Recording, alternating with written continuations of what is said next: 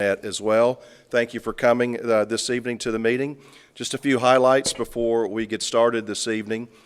We do have 4 public hearings tonight on the FY20 budget. We also have a portion of our program known as Citizens to be Heard.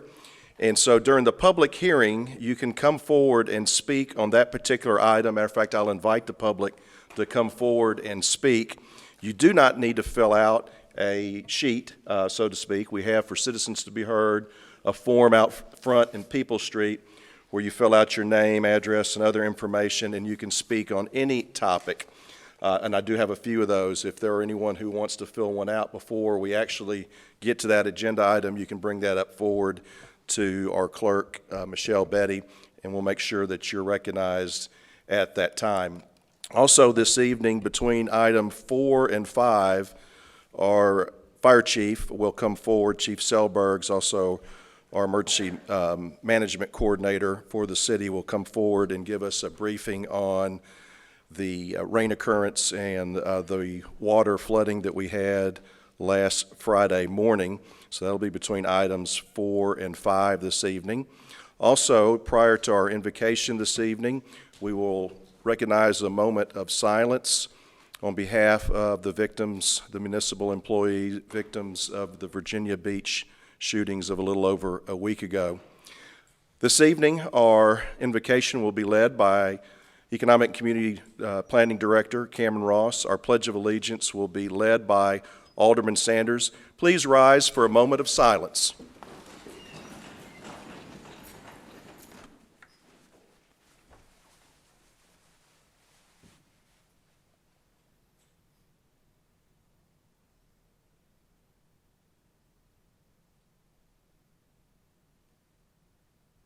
Thank you. Let us bow our heads. Thank you, God, for today's blessings, for tomorrow's hope, and for your abiding love. Thank you for this time and the freedoms of government that we enjoy. We ask for your blessings and discernment upon both staff and our elected officials during this meeting. Please help us to become men and women of integrity and let your will be reflected in our actions. Tonight we pray especially for those families that have been impacted by the flooding in our community. We pray that they may feel your love through the assistance and action of friends and neighbors during their time of need.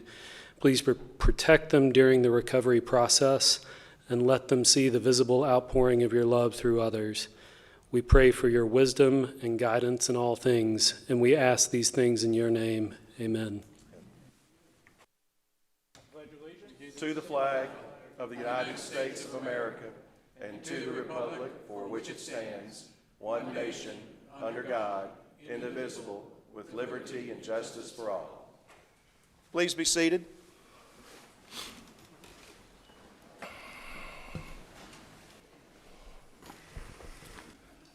Brings us to item number 4 on the agenda this evening is actually setting and adopting of the agenda. The agenda was published to the community ahead of this meeting. In executive session, the board met at 5:30 and reviewed the preliminary agenda and the regular agenda. At that time, there were no mentions of adopting anything but the agenda. Is there a motion to set the agenda and adopt the agenda this evening? Move to approve. There's a motion and a second. Please call the roll. Mayor, if we're going to have any discussion, I'd like to have 2 of those items moved to the regular agenda. If you'd like to make a motion, that would be fine. Sure, I'd like to make a motion to move item B and item C to the regular agenda.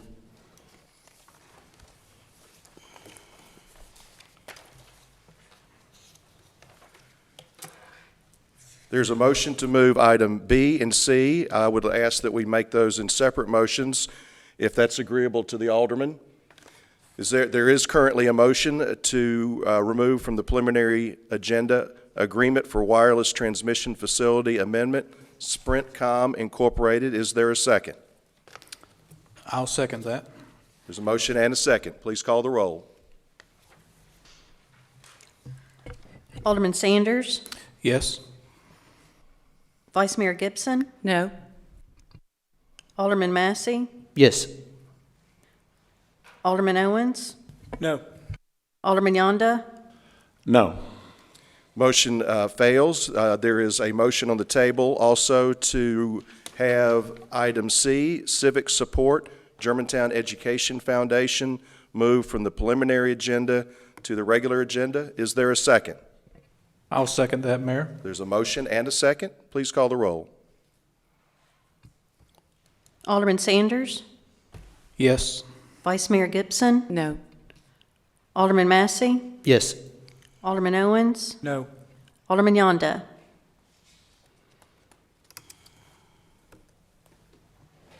No. The motion fails. We return to the main motion that had been placed on the floor and properly seconded. Please call the roll. Alderman Sanders. Yes. Vice Mayor Gibson. Yes. Alderman Massey. No. Alderman Owens. Yes. Alderman Yonda. Yes. The agenda has been adopted this evening. That brings us to, as mentioned earlier, the item before approving the agenda. As mentioned earlier, Chief Selberg will come forward and give a status update to the Board of Mayor and Aldermen and to the community on the efforts of the city and other associated activities involving the storm from Friday. Chief? Thank you. On Thursday and Friday, the city experienced heavy rains. Some areas experienced over 10 inches of rain. This rain began to overwhelm the stormwater drainage system in the city. At about 3:05 a.m. on Friday morning, the fire and police department started getting reports of homes and cars flooding across the city. Initially, the cars were spread across the city, then they began to focus primarily in the Bracton and Somerset areas. While responding to these calls, a fire engine became flooded on Cross Village and an ambulance became flooded on Birch Park Lane off Bracton.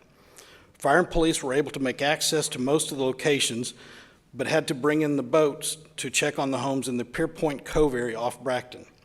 At the time, much of Bracton was flooded, although the flooding seemed to quickly drain away except for Pierpoint Cove and Guyborough Cove.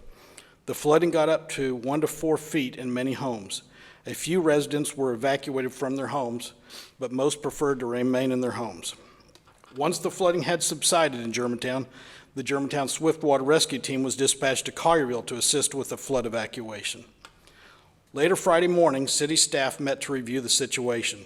Afterwards, teams began conducting damage assessments in the hardest hit areas to identify the level of damage and what could be done to assist our residents. Additionally, a list was developed of people that called in to report damage. This list was used to conduct additional damage assessments through the weekend and today. We have completed over 130 damage assessments. While they are still being conducted, preliminary estimates are that about 23 homes suffered major damage, which in accordance with the FEMA guidelines means 3 to 5 feet of water. 24 homes suffered minor damage, which is 1 to 3 feet of water. 59 homes are what they call affected habitable, which is less than a foot of water. And at least another 20 residents suffered some other damage, such as flooded garage, landscape damage, or vehicle damage. The following are some additional things being done by the city. The city continues to work to assist residents and keep them informed, including press releases and messages on our webpage and the Germantown on the Go app. The city has made arrangements with Waste Pro to collect the debris from the floods, including damaged furniture and flooring. Additional trucks started collecting debris as early as Saturday morning. The police department has also increased patrols in the area to help protect our citizens' homes. Public Works and Engineering continue to evaluate the drainage systems to assure that they will operate as designed. I might also mention that they already do this on a periodic basis throughout the year. The city continues to compile information on damages and look for additional ways to help. We have been in touch with the county and state EMA to explore the possibility of obtaining disaster assistance. This is a long, complicated process. While this is difficult to obtain, we will continue to explore every option to help our citizens.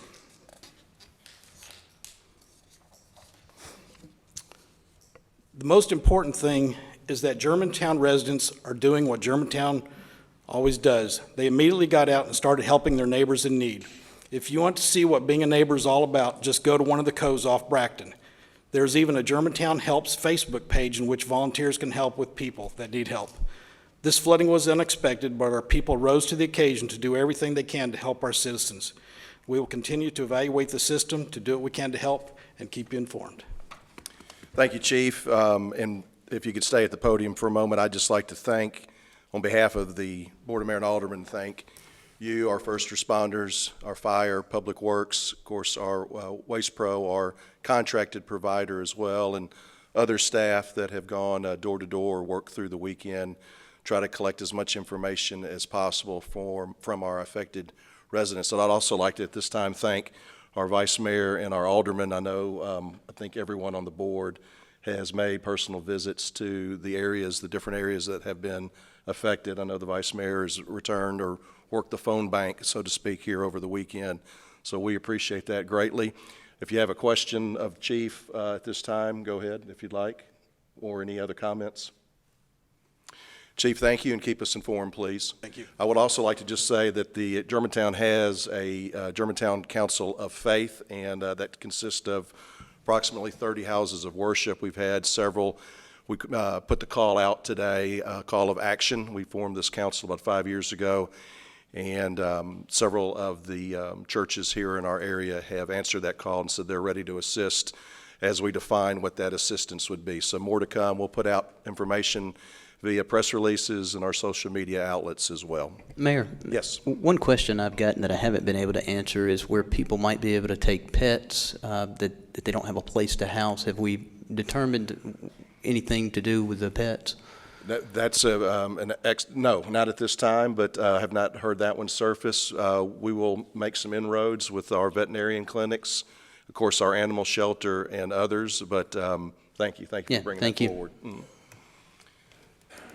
Now we move to item number 5 on the agenda, approval of the minutes from the regularly scheduled meeting held on May 13 of 2019. There were no adjustments or changes or modifications during executive session. Are there any at this time? Mayor, I do have a question about Sure. the minutes. Where the revisions were made or the amendments were made to the Grove, there is a part that says raise the general fund in FY20 by $410,000 due from the grant awarded by the state of Tennessee for the Grove project. I'm guessing that that was intended for the money that is yet to be given to the Grove by the state. We're going over the minutes and how the minutes were reported. Is there anything wrong with them as far as structurally, the sentencing or anything of that nature? Well, I'm trying to determine if there's anything wrong because the numbers don't add up to the $410,000 when I add them up. And so the changes that were made or the amendments that Alderman Yonda proposed, I believe, do not add up to $410,000. I would, Mr. Lawton? Yeah, during the amendments and the changes that were suggested by, or put in the form of a motion by Alderman Yonda and approved by this body, are reflected in the minutes. When we go through the budget ordinance in detail, when we get to that item, Alderman Massey, you will see where those dollars fall out in terms of general fund funding and dollars that we're going to take from the grant to support that. But the minutes do reflect the board's motion. The ordinance that you will see when we go through the budget on second reading public hearing, these will become clear. Okay. Any other comments or questions on the minutes? Mayor, just a note, I was absent last meeting, Sure. so I'll abstain from this vote. Sure. Is there a motion to adopt the minutes as presented to the public? Move to approve. There's a motion. Second. There's a motion and a second. Please call the roll. Vice Mayor Gibson, Yes. Alderman Owens, Yes. Alderman Yonda, Yes. Alderman Sanders. Yes. The minutes have been adopted from the meeting held on May the 13th of this year. Takes us to item 6 on the agenda, citizens to be heard.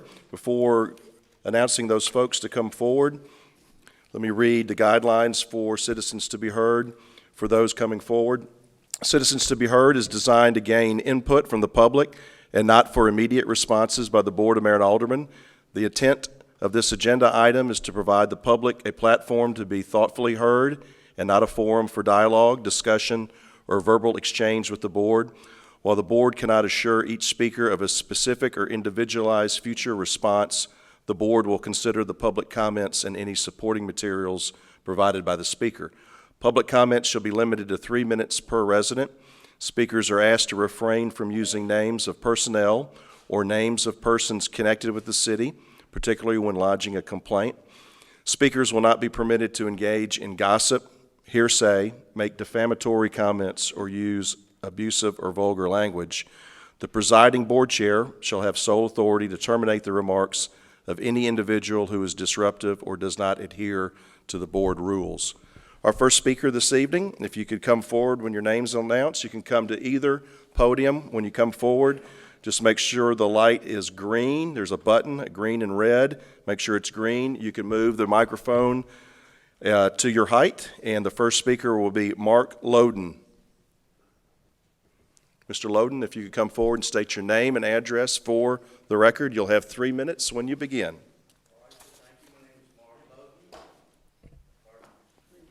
Red, I'm sorry, thank you. Mark Loden, I live at 8039 Wargate Lane, Germantown, Tennessee, 38138. I appreciate this opportunity to talk before the council. I'll read my statement. Mayor Palazzo wrote in a Germantown paper about the sales tax revenue since March of 2019. He said there shows an increase in sales revenue because of the commitment by our residents and visitors alike to shop and dine locally, and he also admitted that a very limited supply of vacant land in the city was another part of the reason for our good revenue sales tax increase. He went on to say that Germantown received $871,000 to local optional sales tax revenue, and Germantown's year-to-date local option sales tax revenue have reached 106% of the year-to-date budget. He said the city was also consistently maintains high retail and office occupancy rates of 95.6 to 95% respectively. And finally, in the fiscal year 2020, property tax revenues make up 57% of the total city revenues. Sales tax accounts for 25%. The strong sales tax collection helps to take the pressure off Germantown residential and commercial property owners. That's 75% of the budget, those two combined. I'd like to see a refund or a reduction to maybe take some of the pressure off us to either the Germantown resident and or the commercial property owners, since there's 106% of the sales tax revenues have already been received year to date. So that's going to be from March all the way through December. We've met our sales quota. Thank you. Thank you, sir. We appreciate you coming forward and sharing your comments with the board. The next speaker will be Ron Handworker. Mr. Handworker, if you could come forward to either podium, make sure the light is on green. You can adjust the microphone, and you'll have 3 minutes to address the board. My name's Ron Handworker. I live at 2456 Red Bud Trail, Germantown, Tennessee, 38139. I'm one of the individuals that was affected by the flood. I've had several meetings with city people about the flooding issue for almost 20 years. The city has been warned and warned that this was going to happen. It's happened. We're not getting any relief. Insurance, most people don't have flood insurance because we're not in a floodplain. So speaking for myself, it's going to cost me several $1,000s. I need all the help from the city I can get. One of the things I would like to see is the city provide a dumpster in front of homes that were affected so we have a place to put our hardwood floors, our carpet, stuff like that. Our sheetrock that I'm tearing out today, I have no place to put it but at the curb. I think the city ought to give us a dumpster. I also think you ought to pay for my damage. Thank you. Thank you, Mr. Handworker, for coming forward. The next speaker will be Richard D. Jones. If you come forward and state your name and address for the record, you'll have 3 minutes to address the board. You can come to either podium and make sure the green light is on, and you can adjust the microphone. Good afternoon. Richard D. Jones, 8748 Guy Borough Cove, out of town visiting my wife and I, only to come home to find my house under 4 feet of water. I've lived at this address 29 years. My area is completely flooded. How did it happen? Why did it happen? And what will be done as it relates to me and the persons that's in the cove? Thank you. Thank you, Mr. Jones. Next speaker will be Ron Guy. Mr. Guy, if you could come forward, you'll have 3 minutes to address the board. State your name and address. Come to either podium.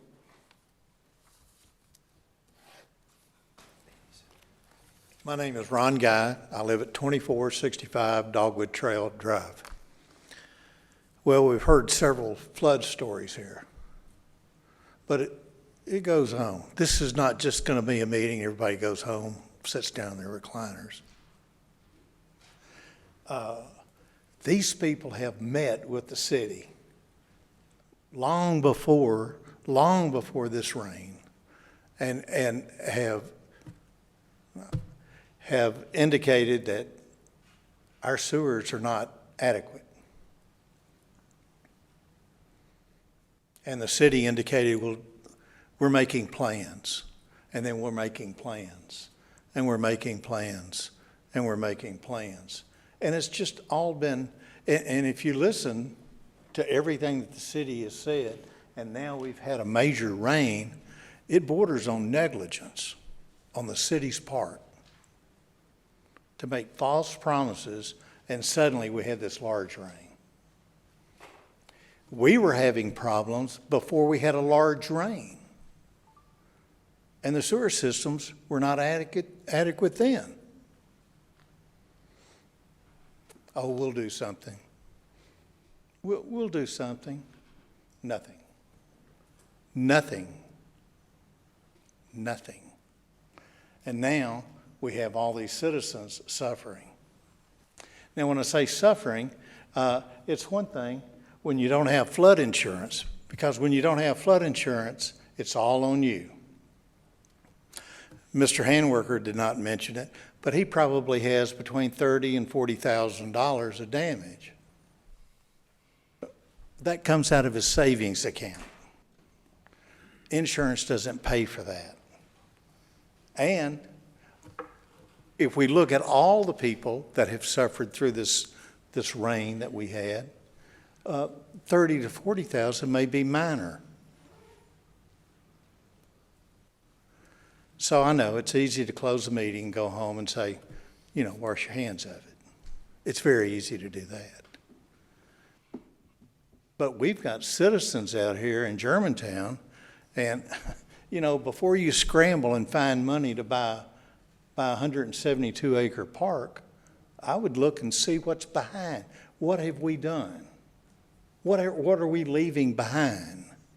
And what we're leaving behind are great, loyal citizens that care about Germantown. But if you keep plowing forward and you don't look behind what you're leaving, we got a major problem.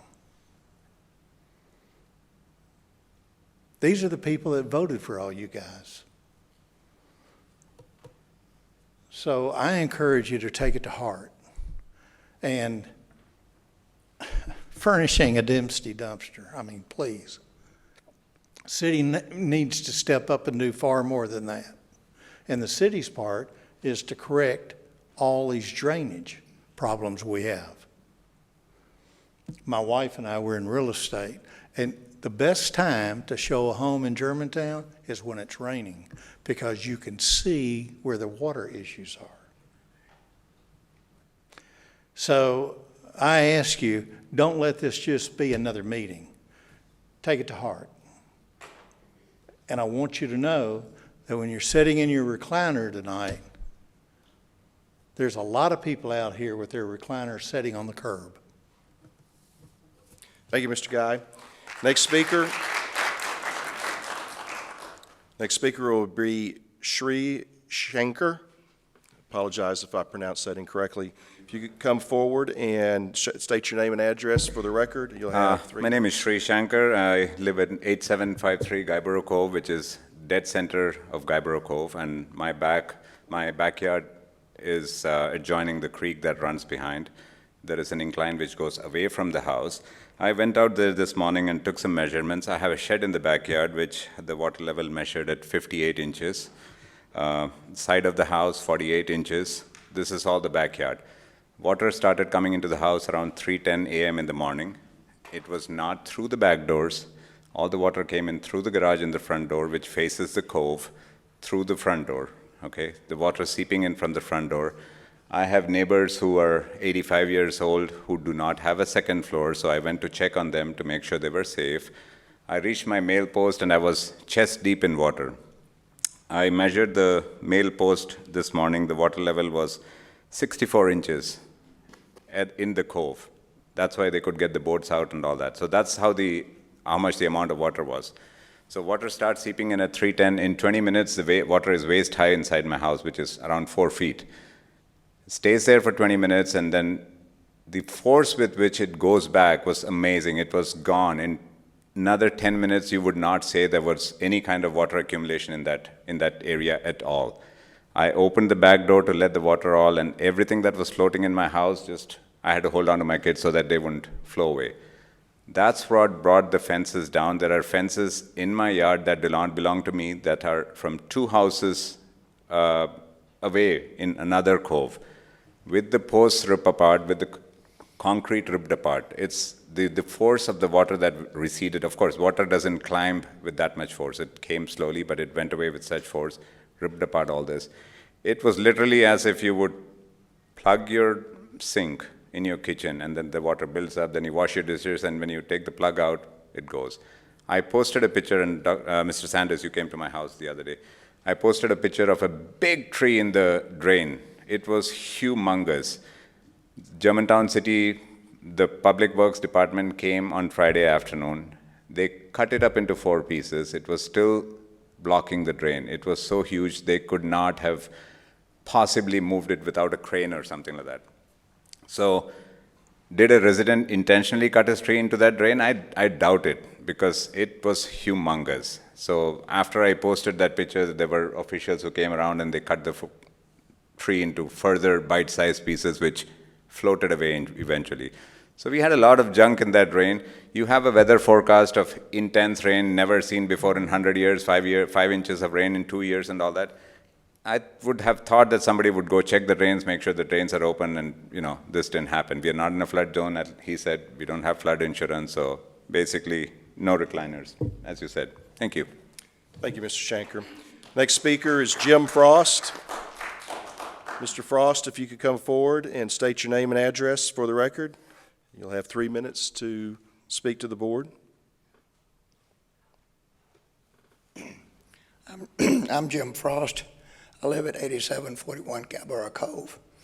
I'd like to thank Scott Sanders and Dean Massey for coming by and visiting us and checking on the neighborhood. I would like to thank the city of Germantown for the efficiency that they sent out all the trucks to pick up debris, and they've been out in and out of coves all up and down Bracton, as far as I can see.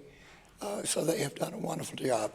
I have found since I've lived here, and I'm sorry about my voice, I've found since I've lived here that the city of Germantown is usually extremely efficient in doing everything they do.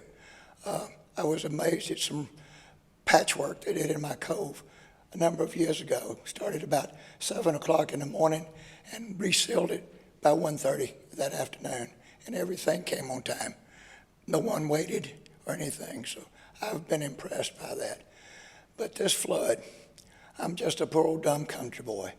The water came up so fast that something had to been stopped up. I haven't seen it myself, but I didn't see it myself, but I saw some pictures of some trees and debris that were blocking some of the bridges. And the same thing happened over at Houston High School, as I understand. And the earlier speaker was correct. If we're predicting a high rainfall, it would behoove somebody to particularly check underpass to make sure that they're clear enough for the water to get through. I've never seen water rise that quick or dissipate that quick. And I too had to grab a bunch of stuff to keep it from going out the door. Had to hold the door open so that water could get out because my doors come inside. For instance, I found a picture that was in my den under my truck the next morning. So I found tools that were in my garage in my front hall. It just kind of blows your mind. I thank you very much for y'all's time and attention. Thank you, Mr. Frost. Next speaker will be John Ulicki. Come forward, please, and state your name and address for the record. You'll have 3 minutes to address the board.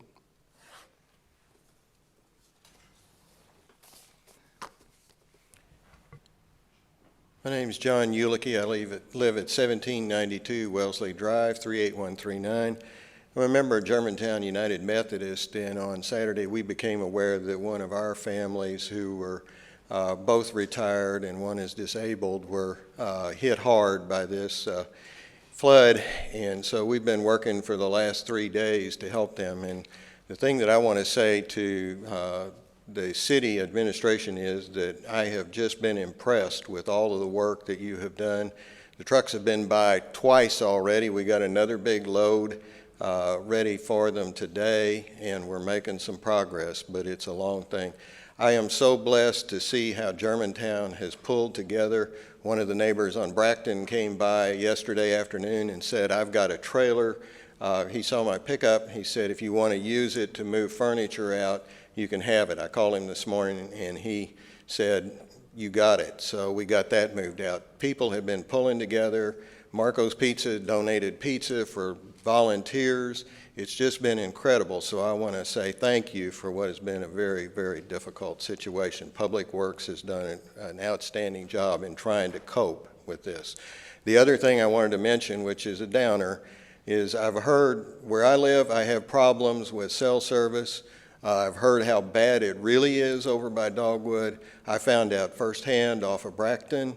My wife was in St. Louis, couldn't get me at all. She called my son who couldn't get me, called my daughter who couldn't get me because there was no phone service. This is a major problem. I am 71. As my son said, Dad, you know, you might have had a heart attack and nobody might have been able to get to you in time. We can brag about response services, but we have to be able to have connections. So this needs to be addressed. Thank you. Thank you, sir. And that concludes all of the citizens that have filled out sheets for citizens to be heard. We do appreciate you coming forward and speaking to the board this evening. That brings us to item 7 on the agenda this evening, Beautification Commission Business of the Month Award. And that is for the Optical Boutique. Alderman Sanders will lead this presentation. And those owners of the boutique, if they could come forward and be ready for their presentation. Alderman Sanders. Thank you, Mayor. While our commission member, Dr. Fred Dyer, and both Dr. Shums and his wife come forward, I'll read our beautification award for last month. The Optical Boutique is operated by optometrist Dr. Stephen R. Shum and his wife, Brister Shum, who is responsible for all business aspects of the practice. Dr. Shum has been in private practice in Germantown since 1975 at 2109 West Street here in Germantown. He now shares his legacy with his son, Dr. Andrew Shum, who joined the practice in 2016. The landscaping at this Germantown business was upgraded in 2010 by Brister Shum, Dr. Shum's wife, and the optometry practice administrator. Although Ms. Shum holds a master's degree in business administration, her true love is gardening. She personally planted the azaleas, nandinas, and beautiful coral bark maple, enhancing the perimeter of the building. The level of landscape detail, maintenance, and care of this Germantown property truly demonstrates pride in their appearance and their commitment to helping our city look beautiful. Ms. Shum credits the building owner, Lee Hadlinger, and as well as the grounds maintenance crew at Market Square for their efforts to make sure the landscaping always looks its best. The Beautification Commission expresses our appreciation to this Germantown business for their efforts and is pleased to present the May Beautification Commission Business Award to the Optical Boutique.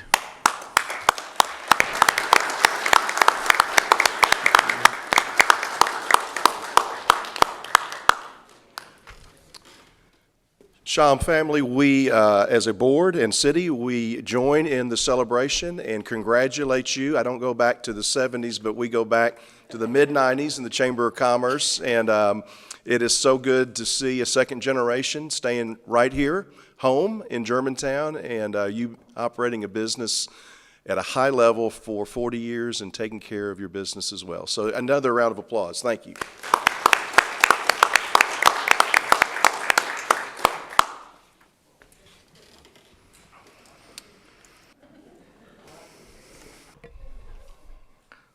While they're grabbing a picture, I'll just make a general announcement. Generally, when we get through with special recognition and citizens to be heard and other type things, that's always a good breaking point. I see a lot of people have already left, but if you want to leave to go home for dinner, this would be a good time. If you want to stay and enjoy the public hearings and the budget, please do so at this time.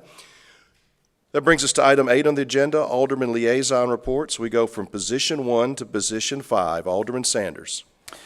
Thank you, Mayor. The Public Safety Education Commission had its first day of Safety City today. The safety camp is for 5- and 6-year-olds and is being held at Farmington Elementary. This year we have 50 children participating, and we want to thank our police and fire personnel and Le Bonheur Safe Kids Coalition who presented most of the safety classes today, and we also thank all of our volunteers who are helping us in this regard. The Senior Commission sponsored its first installment of Groovin', Grillin', and Reeling last week. Despite the rain delay, there was a great turnout, and I want to thank all our commission members who assisted with the food service that evening. We hope to see everyone there tomorrow. The Beautification Commission does not meet this month, but our chairman, Albert Pope, represented Germantown at the annual landscaping camp presented and hosted at the University of Mississippi in Oxford a few weeks ago.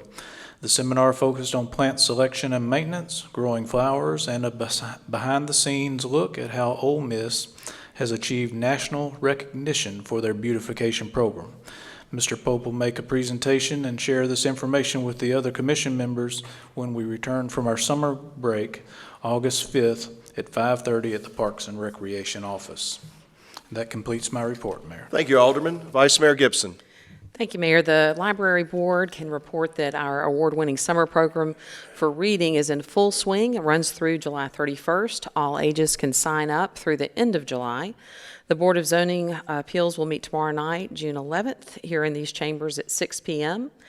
The Parks and Recreation Commission will not be holding their regular business meetings in June or July. However, the Commission has formed a subcommittee to update rules for playgrounds adjacent to schools. This group will meet at the Parks and Rec office on Wednesday, June 26th at 5:30 p.m. They will also meet up to enjoy the last Groovin' and Grillin' concert of the summer at Municipal Park on Tuesday, June 25th, and invite everyone to join them. The Commission's excited about the farmers market season opening this Thursday from 4 to 7:30. Our new location will be under the shade trees at Morgan Woods Park next to the Pickering Center, and that market's going to run through the end of August, where there'll be live music, food trucks, over 20 vendors with local farmers bringing fresh and healthy food for our families. And Mayor, if I could just take a few seconds to say this. For the last 72 hours plus, what we've seen is our neighbors reaching out to friends and to their neighbors, but also to complete strangers, offering their assistance in big and small ways, from dropping off water or food and meals to hauling debris, ripping out floors and sheetrock. To our first responders, fire, police, public works, I say thank you. Thank you for walking in there when none of us could, and for meeting those needs of our residents that were so immediate. We say thank you. There's still work to be done, and I'm thankful for each and every one of you. I would say to those that are watching from home, we do still have work to do. And please make certain that you follow along to be able to see how you can plug in and help. Thank you. Thank you, Vice Mayor. Alderman Massey? The Historic Commission meeting was moved to 4 o'clock on June 11th, so we'll have a Historic Commission meeting on June 11th, 4 o'clock at the Parks and Recreation building. And I'd like to echo what Alderman Gibson said. Thank you, Public Works. Thank you to our first responders. Saw you out there. It was hot. A lot of you didn't have water. Ran into Alderman Sanders. He was in that condition at the time.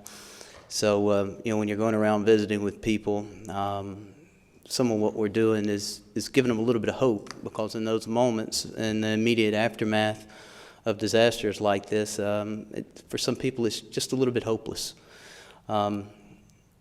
Insurance isn't going to cover some of these claims, and a lot of people, frankly, don't have a lot of extra money. And so you being there, put your arm around them, just extend a hand at times. I can tell you, I came around to some of those houses after you were there, and it means a lot. So I sincerely thank you and appreciate everything you did. Alderman Owens? Thank you, Mayor. The Planning Commission met on June 4th to review a site plan and a warrant for Moon Dance Restaurant in the Thornwood development, and the DRC did not meet this month, and I'd just throw my hat in the ring and say, echo the comments that have been made by Alderman Massey and Gibson and Sanders. Appreciate all your work, and I know our residents do as well. Thank you, Alderman. Alderman Yonda? I have no report. I'd also thank you, everybody that responded to our flooding. Thank you. That concludes Alderman liaison reports for this meeting. Now we move to the preliminary agenda. I will go over the preliminary agenda and read into the record those different items. Also make known to the community that at 5:30 the board met an executive session, and each part of the preliminary agenda was thoroughly reviewed, presented, discussed. At this time, we would look to approve the preliminary agenda. Item A, agreement, court software upgrade, change order number 1. Item B, agreement, wireless transmission facility amendment for Sprintcom Incorporated. Item C, civic support, Germantown Education Foundation. Item D, contract for parkland drainage improvements. Item E, donations to Parks and Recreation. Item F, grant for Whole Kids Foundation to the farm park. Item G, PEG disbursement to GMSD for the third quarter. Item H, purchase for network annual maintenance. Item I, purchase public safety software annual maintenance. Item J, purchase for UPS replacement and maintenance. And item K, reimbursement, payment number 6, GMSD school security improvements. Is there a motion to accept the preliminary agenda as presented to the public? Move to approve. Second. Motion and a second. Please call the roll. No discussion, Mayor. On the preliminary agenda, it's a slate, so it's just calling the roll. Go ahead, clerk. Alderman Massey? I am voting no, because I think item B and item C deserve deliberations. Alderman Owens? Yes. Alderman Yonda? Alderman Sanders? Yes. Vice Mayor Gibson? Yes. Thank you. The preliminary agenda is approved. That brings us to item 10 on the regular agenda. And before that, I just want to recognize you folks that are here tonight. Our President and CEO of the Germantown Area Chamber of Commerce, Janie Day, is here. Thank you for being here, Janie. Our school superintendent, Jason Manuel, is here. We've got several members of the Financial Advisory Commission here this evening as well. I think that the chairman will make a presentation later on. So we just want to thank all those FAC members for being here as well. Item 10 on the agenda, ordinance number 2019-1, ordinance to adopt the FY 2020 budget, second reading and public hearing. Mr. Lawton. Thank you, Mayor and members of the board. Before we get into the budget presentation, I would like to point out to the board, if I could have the budget team come forward and Mr. Gabb as well, that the changes that were made, recommended at the first reading and incorporated in the budget are now before you at second reading and public hearing, and that would include change orders, funding all the change orders that could possibly happen with the Grove, coming from the grant that we will be receiving from the state, funding for a sidewalk from the library to GPAC area at $40,000. That funding will be assigned to the grant. Other funding changes in the CIP, $150,000 from the city will now be funded by the grant for GPAC fencing. The landing pad that we discussed as well will also be funded by the GPAC grant. Changes to the IRP that will now be absorbed by the GPAC grant include $100,000 for the Watkins lobby, $30,000 for the simulcast equipment that will work between GPAC, the original theater, and the Grove itself. Another $10,000 for security cameras. A generator that had been anticipated in FY21, we're moving into FY20 to be funded by the grant. We also made adjustments to the budget regarding restoring funding to State Street Aid in the amount of $200,000 and restoring funding for Oaklawn Park in the amount of $300,000, and one reduction in school security from $1 million to $500,000 for GMSD, with the anticipation that we will receive a grant for $500,000 that we've applied for during this fiscal year. If not, I believe Alderman Yonda's motion amendment also suggested or mentioned and stated rather that that funding would be available July 1 of 2020 with the approval of next year's budget. Having said that, I will move through the presentation. It's very similar to what I presented to the Board of Mayor and Aldermen at the work session in late April or early May, with the exception we did streamline it a bit. I think you all might be pleased with that. However, the main content of the budget is included in this presentation, including not only the general fund, but all the other funds associated with it. The budget and performance team is here if you have any questions regarding any element of the budget, and the department heads here are also prepared to answer any questions regarding their particular departmental submissions. So we're going to start with the general fund first. And again, we set a tax rate a couple of years ago. We intended for that tax rate to manage our expenditures during a 5-year planning period. And that's exactly what this does. It's consistent with the Germantown Forward 2030 objectives. And it improves core service levels in 3 particular areas of investment: in infrastructure, public safety, and education. And you will see that clearly as I go through. The revenue highlights in the general fund for FY20 include increase in local option sales tax. Our budget is up in 20 by 11%. The occupancy tax is up in terms of the budget by 2%. And as I mentioned, we are not recommending an increase to the property tax rate. Our recommendation is to leave that at $1.95 per $100 of assessed value. Expenditure highlights in the general fund are as follows. We are looking to create a 8th police district. Those are the costs associated with that. I'm not going to read these numbers. You can see them on the screen. These are the costs associated with related equipment. And because we received a grant last year for funding for 6 firefighters/EMTs, we now see the full year of funding for those individuals, an ambulance replacement. So those are the public safety expenditure highlights under the general government. I talked about public education as well. There is the $5 million bond issue anticipated for the addition at Houston Middle School. We're also looking at security upgrades, working with the district in the amount of $500,000. Acting on a previous MOU that was adopted by this board earlier this fiscal year, $200,000 has been allocated in FY20 for support of the Houston Fieldhouse. And Phase 2 of the Riverdale boilers and HVAC system will be $1.5 million. In terms of public infrastructure, we're going to be able to do additional street paving this year. You heard the gentleman talk about how great our sales tax looks at this point. The administration's recommendation and that of the FAC is that we plow that back into street pavings. We're also leveraging quite a bit in terms of major road and intersection improvements, leveraging general fund dollars with state and federal dollars that we've been very successful in achieving. These are the major areas that the general fund supports, and I'll get into the other funds in just a second. I won't read these to you, but they're your typical government services that we provide for our residents. The general fund revenues, just over $60 million. It's a 5% increase over FY19, and that's directly attributable to the increase in sales tax, both at the local level and at the state level, and an increase in new developments throughout our community as well. Revenue categories follow as such, with property tax being the largest component at just under $34 million. Our sales tax is right at $14.5 million. State and federal and state revenues, which includes the portion we receive from the state from sales taxes, is just at 5.3, and other revenues, which is primarily court costs and fines and fees and other franchise fees, at 4.7 million.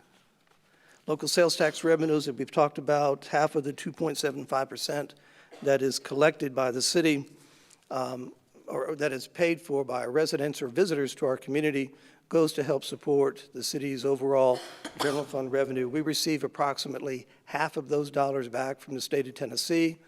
It comes in on a situs basis, and you can see the dramatic increase. We went out to FY11, because we wanted the board and our audience and our residents to see the dramatic increase in sales tax during that period of time, as we've experienced a decrease in occupancy rates, both for retail and commercial. The state sales tax allocation, one other thing about the local sales tax that's important, these local sales taxes, when we have them, they also provide a great revenue for us to do the things we do in our community, and it also supports our school district, because those local sales taxes, once they're collected by a county, a portion of those go back to the school district on an ADA basis. Sales tax allocation from the state, we went back to fiscal year 11 as well, so you can see the robust economy statewide, what's happening. We anticipate receiving about $3.5 million in state shared taxes. That comes back to the city on a per capita basis. Of the 7% collected, we receive about 4.6 is allocated back to cities. One of the charts that we look at in terms of our revenues with the general fund, and something the rating agencies clue in on, is what's happening with revenues per capita. This is what every individual in the city of Germantown pays to support the level of service, $1,511 when you break down the revenues on a per capita basis.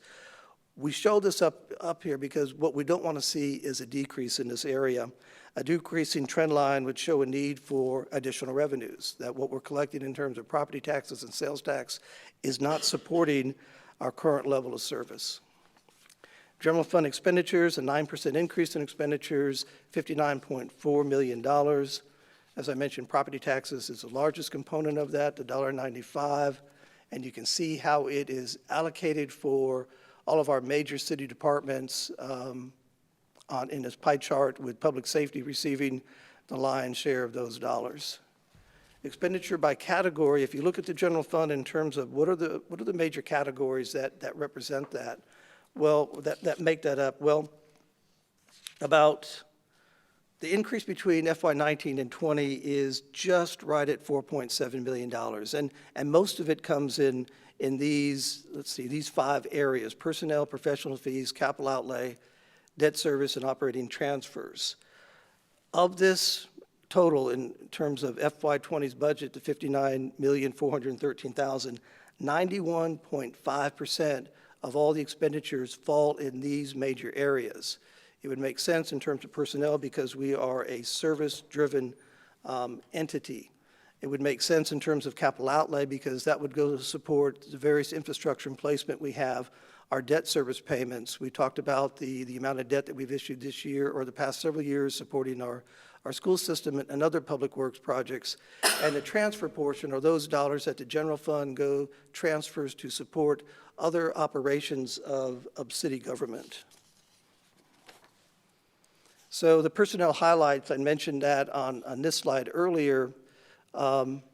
This is what that represents. We're looking at 6 new additional police officers, full year funding, as I mentioned, for the EMTs and firefighters, a new dispatcher, crossing guards associated with the new elementary school, a digital journalist in administration, a facility manager to operate the Grove. We're looking at a 3% merit increase that was considered and approved and recommended by the Personnel Advisory Committee. The Germantown Police and Fire Department step increases, and the increases to the pension, the other post-employment benefits, both pension plans, the other post-employment benefits, and our health insurance drive a huge portion of that. Other expenditure highlights include debt service, $600,000. This, we're now seeing the full impact of the FY17 and 18 bond series, principal and interest, and also an operating transfer of $1.5 million, much of that going to help support what we do with our street paving program. Let me get back here, Mayor and Board. Much like we show the operating revenues per capita, we also want to examine what's happening in terms of expenditures. A dramatic increase in expenditures per capita is something that the rating agencies would look at and could indicate that our expenditures are outpacing our revenues and could probably lead to deficit spending. So we look at where we are currently, where we've been in the past, and make projections during the 5-year planning period. Our debt service can be seen here. You can see a drawdown of the debt service. Despite the large debt issuance that we've had over the past couple of years, our total outstanding debt is just right at $58.4 million. The FY20 debt service is just over $5 million, and we have bond issues planned in FY20 and FY24, and a $2.3 million revenue bond for utilities that I'll touch on in a little bit. But you can also see the drawdown of our debt service during this period of time. All of our debt issuance is consistent with the city's financial policies as it relates to debt service. Debt per capita, this warning line you see across the top is one of our indicators that we have in our financial policies that control what we do in terms of how much debt we can issue. We could issue as much debt as we wanted to if we didn't have financial policies in place, but those are the things that control what we do. Those are the things that control how much we're spending, and we are not going to exceed that line per our financial policies. And you can see, even with the debt, with the bond issues that we had planned in the outer years in 20 and 22, there still is a decrease in debt service because we pay that off every year. We pay that down every year. We're constantly taking $200,000 to $300,000 of debt service off of the general fund. This fund balance, though it's not a financial policy, it's a rule of thumb that the administration and the budget staff uses to control how much we have in terms of expenditures as fund balance as a percent of expenditures. You can see the increase in FY18 in fund balance. That was due to bond issues and the proceeds showing up in our fund balance, but also because we had some good times in terms of sales tax and that increase. But we are now seeing a planned drawdown of that fund balance over time to support capital projects and to offset what we might do in terms of additional bond issues. 40% is the rule of thumb that we'd like to be, and we achieved that during the 5-year planning period when the tax rate was set 2 years ago. This will take us through that 5-year planning period. Moving on to the enterprise fund. So the general fund is one portion where most of our tax dollars go. Enterprise funds are governmental funds that provide goods or services to the public for a fee that makes the entity, or should make the entity, self-supporting. It operates similar to what a business would operate, and very similar in terms of their accounting practices. So our enterprise funds consist of the Stormwater Management Fund. I won't read these utility, I guess I will, solid waste, the athletic club, and the Great Hall and Conference Center. Looking at the Stormwater Fund first, it's just right over $1 million. The revenues generated from this are the dollars that each one of us pay if you live in Germantown on a utility bill that supports our stormwater efforts. These dollars do not go to capital. They may go for some infrastructure replacement work if we have built up a bit of a fund balance, but they're not. The fee was never designed to support capital. That's in the capital improvements budget, which I'll discuss in just a second. And you can see the operating expenses associated with that. Again, the revenue generated to support this fund is formula-driven based upon the expected rainwater runoff from parcels in our city, and this was established in FY11. The major expenditures consist of the personnel cost with this. We have 6 people assigned to maintain our stormwater conveyance systems throughout the city, And this also covers our street sweeping project, which also is a great way to keep debris and things off of the street and ending up in the storm drain. There are a couple of projects in the infrastructure replacement program. That's what IRP stands for. This year, the CIPP is secured in place pipe that Mr. Mills and his staff are consistently working on and lining our pipes to make sure there's no cracks and eliminating water infiltration. It's also going to be supporting a new pickup truck, actually a replacement truck in this area. And Mayor and Board, we don't choose one vehicle product over another. That's just what this vehicle is replacing. I can't tell you if it's going to be Ford or a Chevy or whatever it might be, but we're indicating what is currently being replaced. Let's see, the utility fund, right at $8.6 million. The largest source of revenue to support the utility fund is our metered water sales, projected this year to be right at $5.1 million, and the sewer fees that we all pay, projected to be right at $3.2 million. The operating expenses associated with this go to support all the activities associated with maintaining our two water treatment plants that produce the potential of 24 million gallons of water to the city, to almost 14,000 customers, and to maintain over 206 miles of water mains throughout our city. And as a fact I never really thought about that Mr. Mills pointed out to me, if you laid those end to end, I think it would get you to the Nashville airport, correct, Bo? So there's quite a bit of line in the ground that we maintain. The largest expense in terms of the sewer side of things is the sewer treatment fee that we pay the city of Memphis, $1.5 million projected in FY20 to treat the city's sewer. We don't have a sewer treatment plant. We move that sewer forward through a gravity-fed system and lift stations to be treated by the city of Memphis under a long-term evergreen contract. We do have some IRP projects associated with the utility fund this year. You can see those before you. We discussed these at the work session, but all of these all these projects or these projects and initiatives are being funded by the utility fund. There are no tax dollars in terms of property taxes and sales tax associated with this.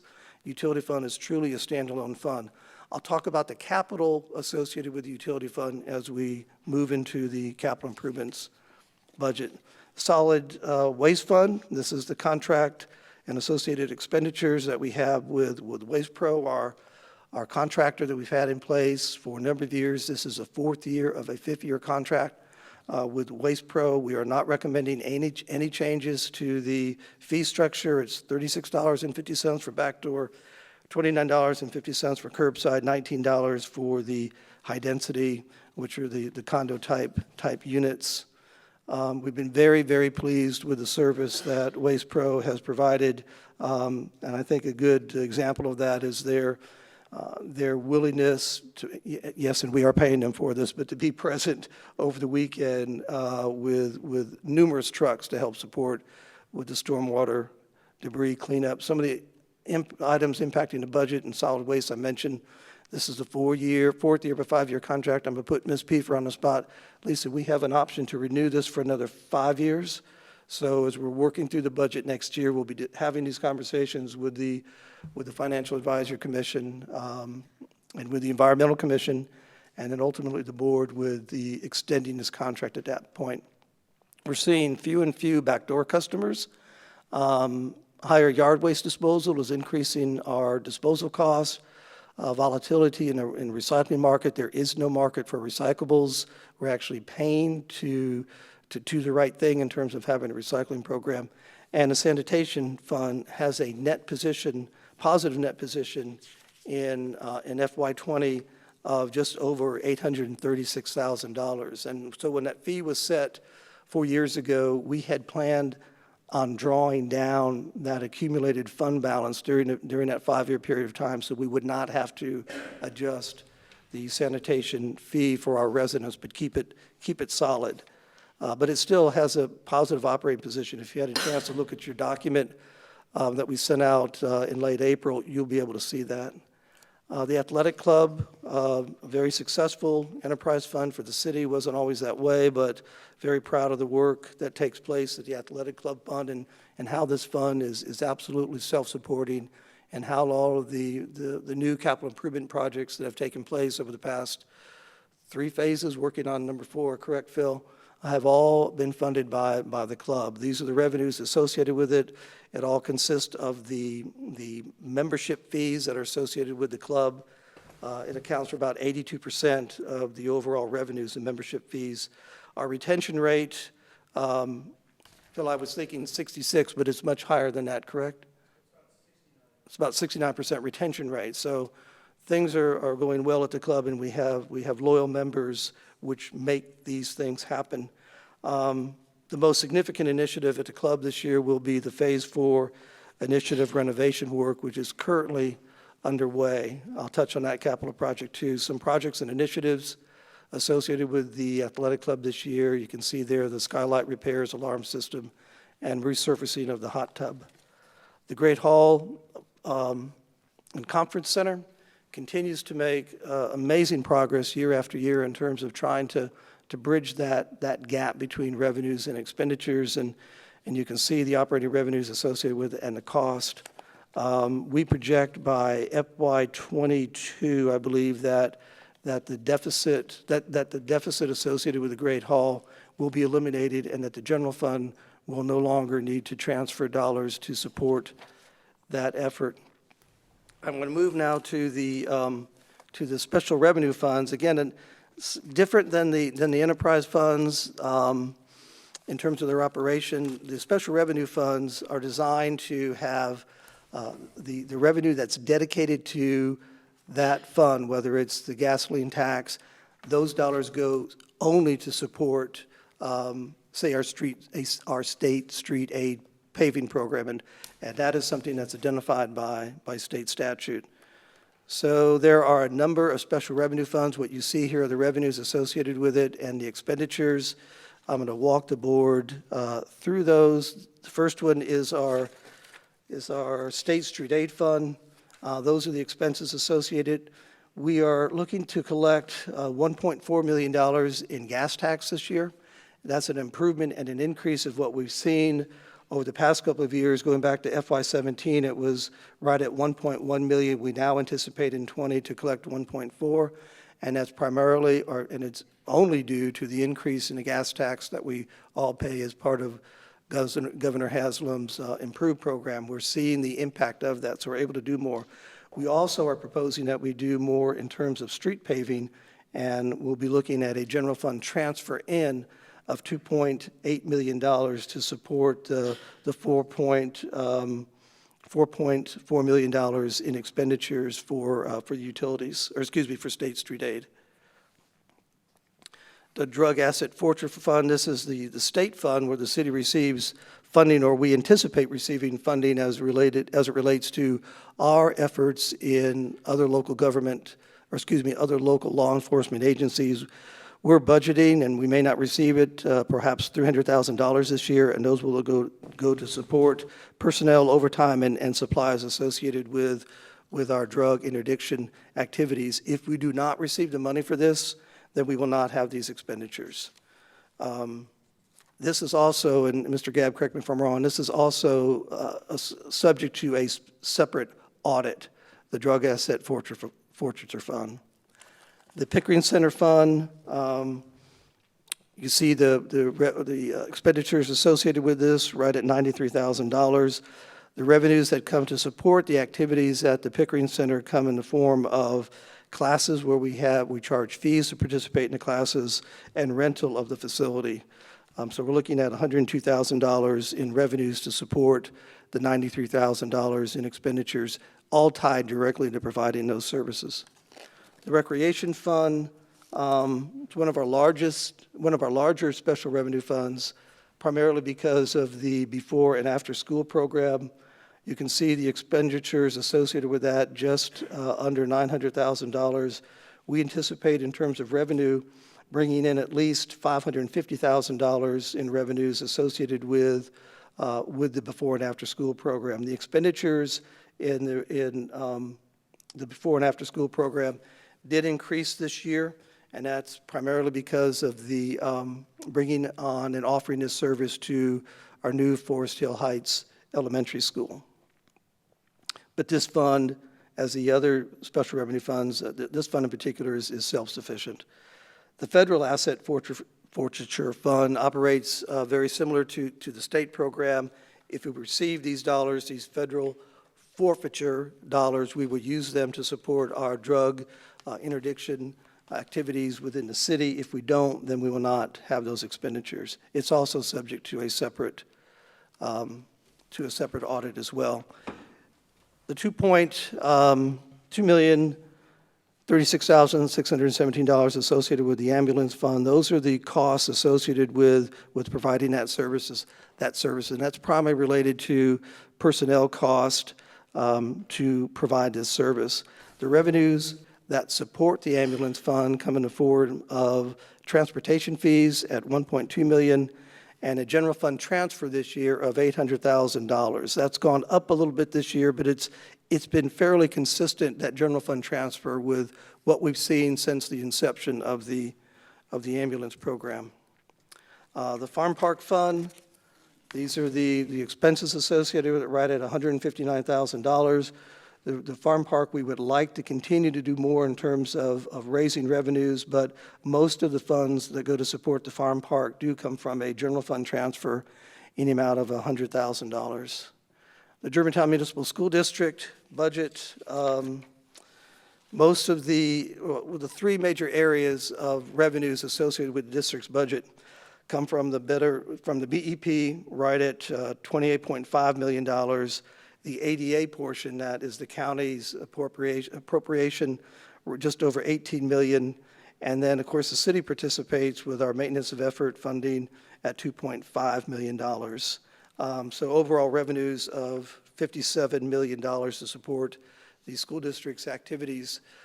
We will be showing you at third and final reading, and Mr. Manuel, correct me if I'm wrong, a revised budget for the Germantown Municipal School District, because there are additional revenues that they receive as we're in our budget presentation period that were not available at the time of this presentation. So this slide will change, and we will offer that in the form of an amendment at the third and final reading as Mr. Manuel identifies those additional revenues coming in from the state. Jason, did I state that correctly? And come up to the table anyway. Thank you. Okay. Not so fast. We like you up here. Mayor, that'll bring us to the capital budget, and we'll walk through those projects with the board. One thing I'm very proud of, and I've talked about it before, is the way that the city is able to leverage our major roads and our intersection improvement projects with state dollars. We are putting in $3 million in general fund reserves to obtain, twice that much or three times that much in terms of state and federal funds to support our street paving and our intersection improvement works. And hats off to our ECD staff for applying for those funds and actually completing the project. So there are 38 projects associated with the FY20 capital improvements plan, totaling just right at $26.5 million. I'll walk you through those. In the general fund, we're looking at these projects: court clerk renovation, GPAC Grove funding, $175,000. That will be that will go to support any change orders that come forward, and those change orders will be covered by the grant that the GPAC Foundation has now received from the state. That won't be a tax funded. If we have any change orders, it'll be funded by that portion of the grant. The GPAC Grove perimeter fencing, it's $300,000, but that's actually being shared between the GPAC board and the city of Germantown. Our portion of that $300,000 will be $150,000, and that's also being funded by the grant from the state. In the ambulance program this year was not able to support the replacement, but this will be replacing our oldest ambulance, and I think, Chief, this was actually the one that was damaged in was damaged and taken out of commission in this most recent storm.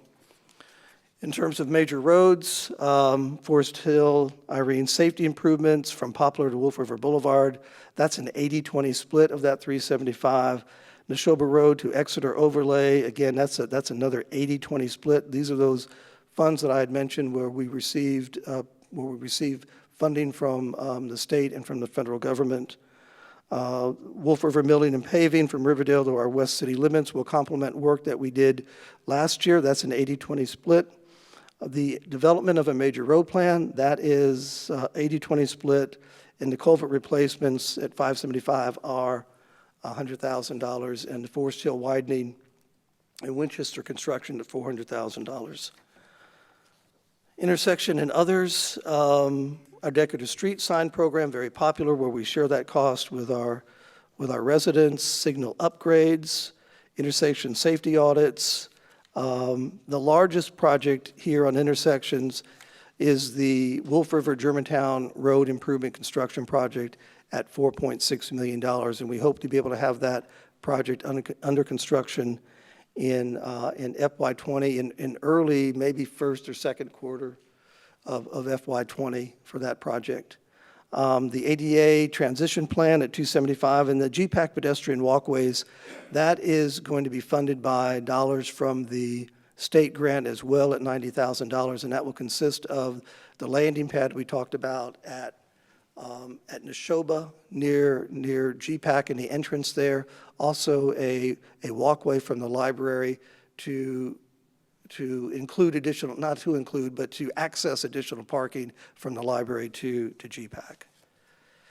Drainage improvement projects, a continuation of our master plan, drainage improvement, $150,000. We've had this in for a number of years. We're continuing to develop this master plan that will provide us with tremendous information to address our future drainage needs.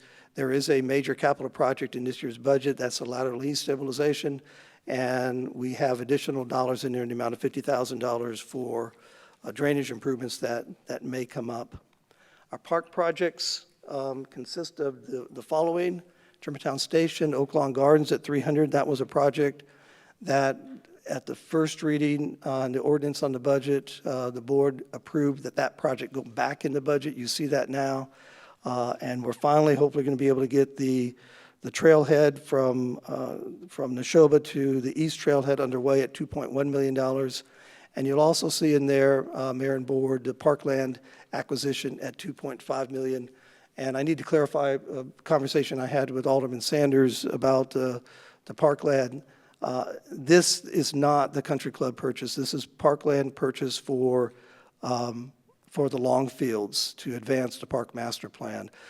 We will use, this will be a bond project. This will be funded by bonds. If the city is able to move forward and this board recommends approval of purchasing the country club property, we will take the money initially from reserves, and then we will issue a bond to reimburse the city for that capital expenditures. But this does not include the country club. This is strictly parkland acquisition to support the Longfield complex and the park master plan.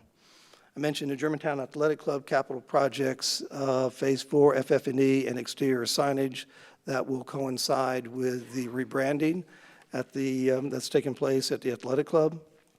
Germantown Municipal Schools, in FY19, the Board of Mayor and Aldermen approved or adopted with the school district a memorandum of understanding for the construction of the Houston Field House. That is between the city and the district. We have $200,000 allocated in FY19, and we'll have $200,000 if the budget is adopted in FY20 to continue to support that. The city's contribution during this period of time will be $1 million. Security upgrades of $500,000. As I'd mentioned, the Riverdale boilers, second phase of that at 1.5, and a bond issue for the Houston Middle School expansion project in the amount of $500,000. Utilities, we've talked about these. $5 million. I'm sorry, what did I say, 500,000? Wishful thinking. Just off by a couple decimal point, commas, $5 million for the Houston Middle Edition. Our utilities include the acquisition of the water system in in the Boot Hill part of Germantown, south of Winchester. The construction of the elevated water tank at $2.3 million, that has been in the CIP for a number of years, is now coming forward to the board for consideration in FY20, and extending our water main and completing the entire water main circuit down in the annexation area. And we're also like to do a pilot phase of automated meter reading in the amount of $50,000. We'll begin this phase in our commercial areas because we have it's kind of tricky for our meter readers to get in and out of there, and we thought this might be a good pilot case for that.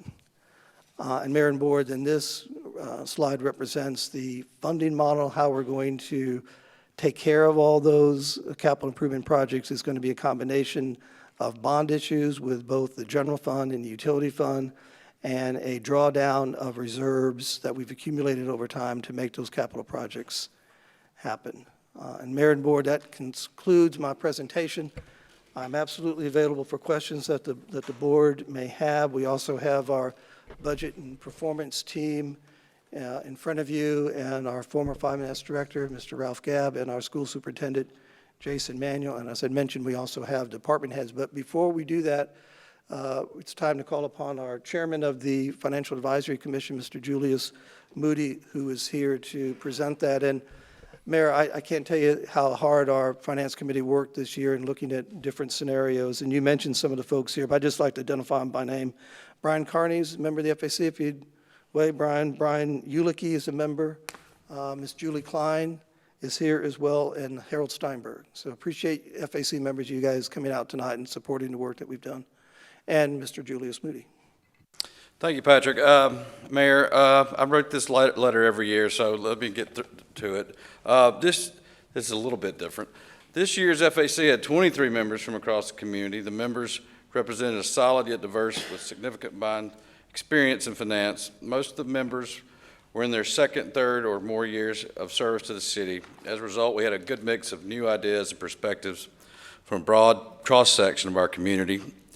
As in years past, many members were already familiar with the city's budgetary processes and are able to compare this year's budget with those of prior years. The FAC continues to take great pride in the city's financial stability, ratings, prudence, and vision. The FAC's role is to provide advice upon and evaluate the financial soundness of the proposed FY20 budget and policies. So the FAC met 6 times with outstanding member attendance at each meeting to review staff's presentation of key components of the FY20 proposed budget.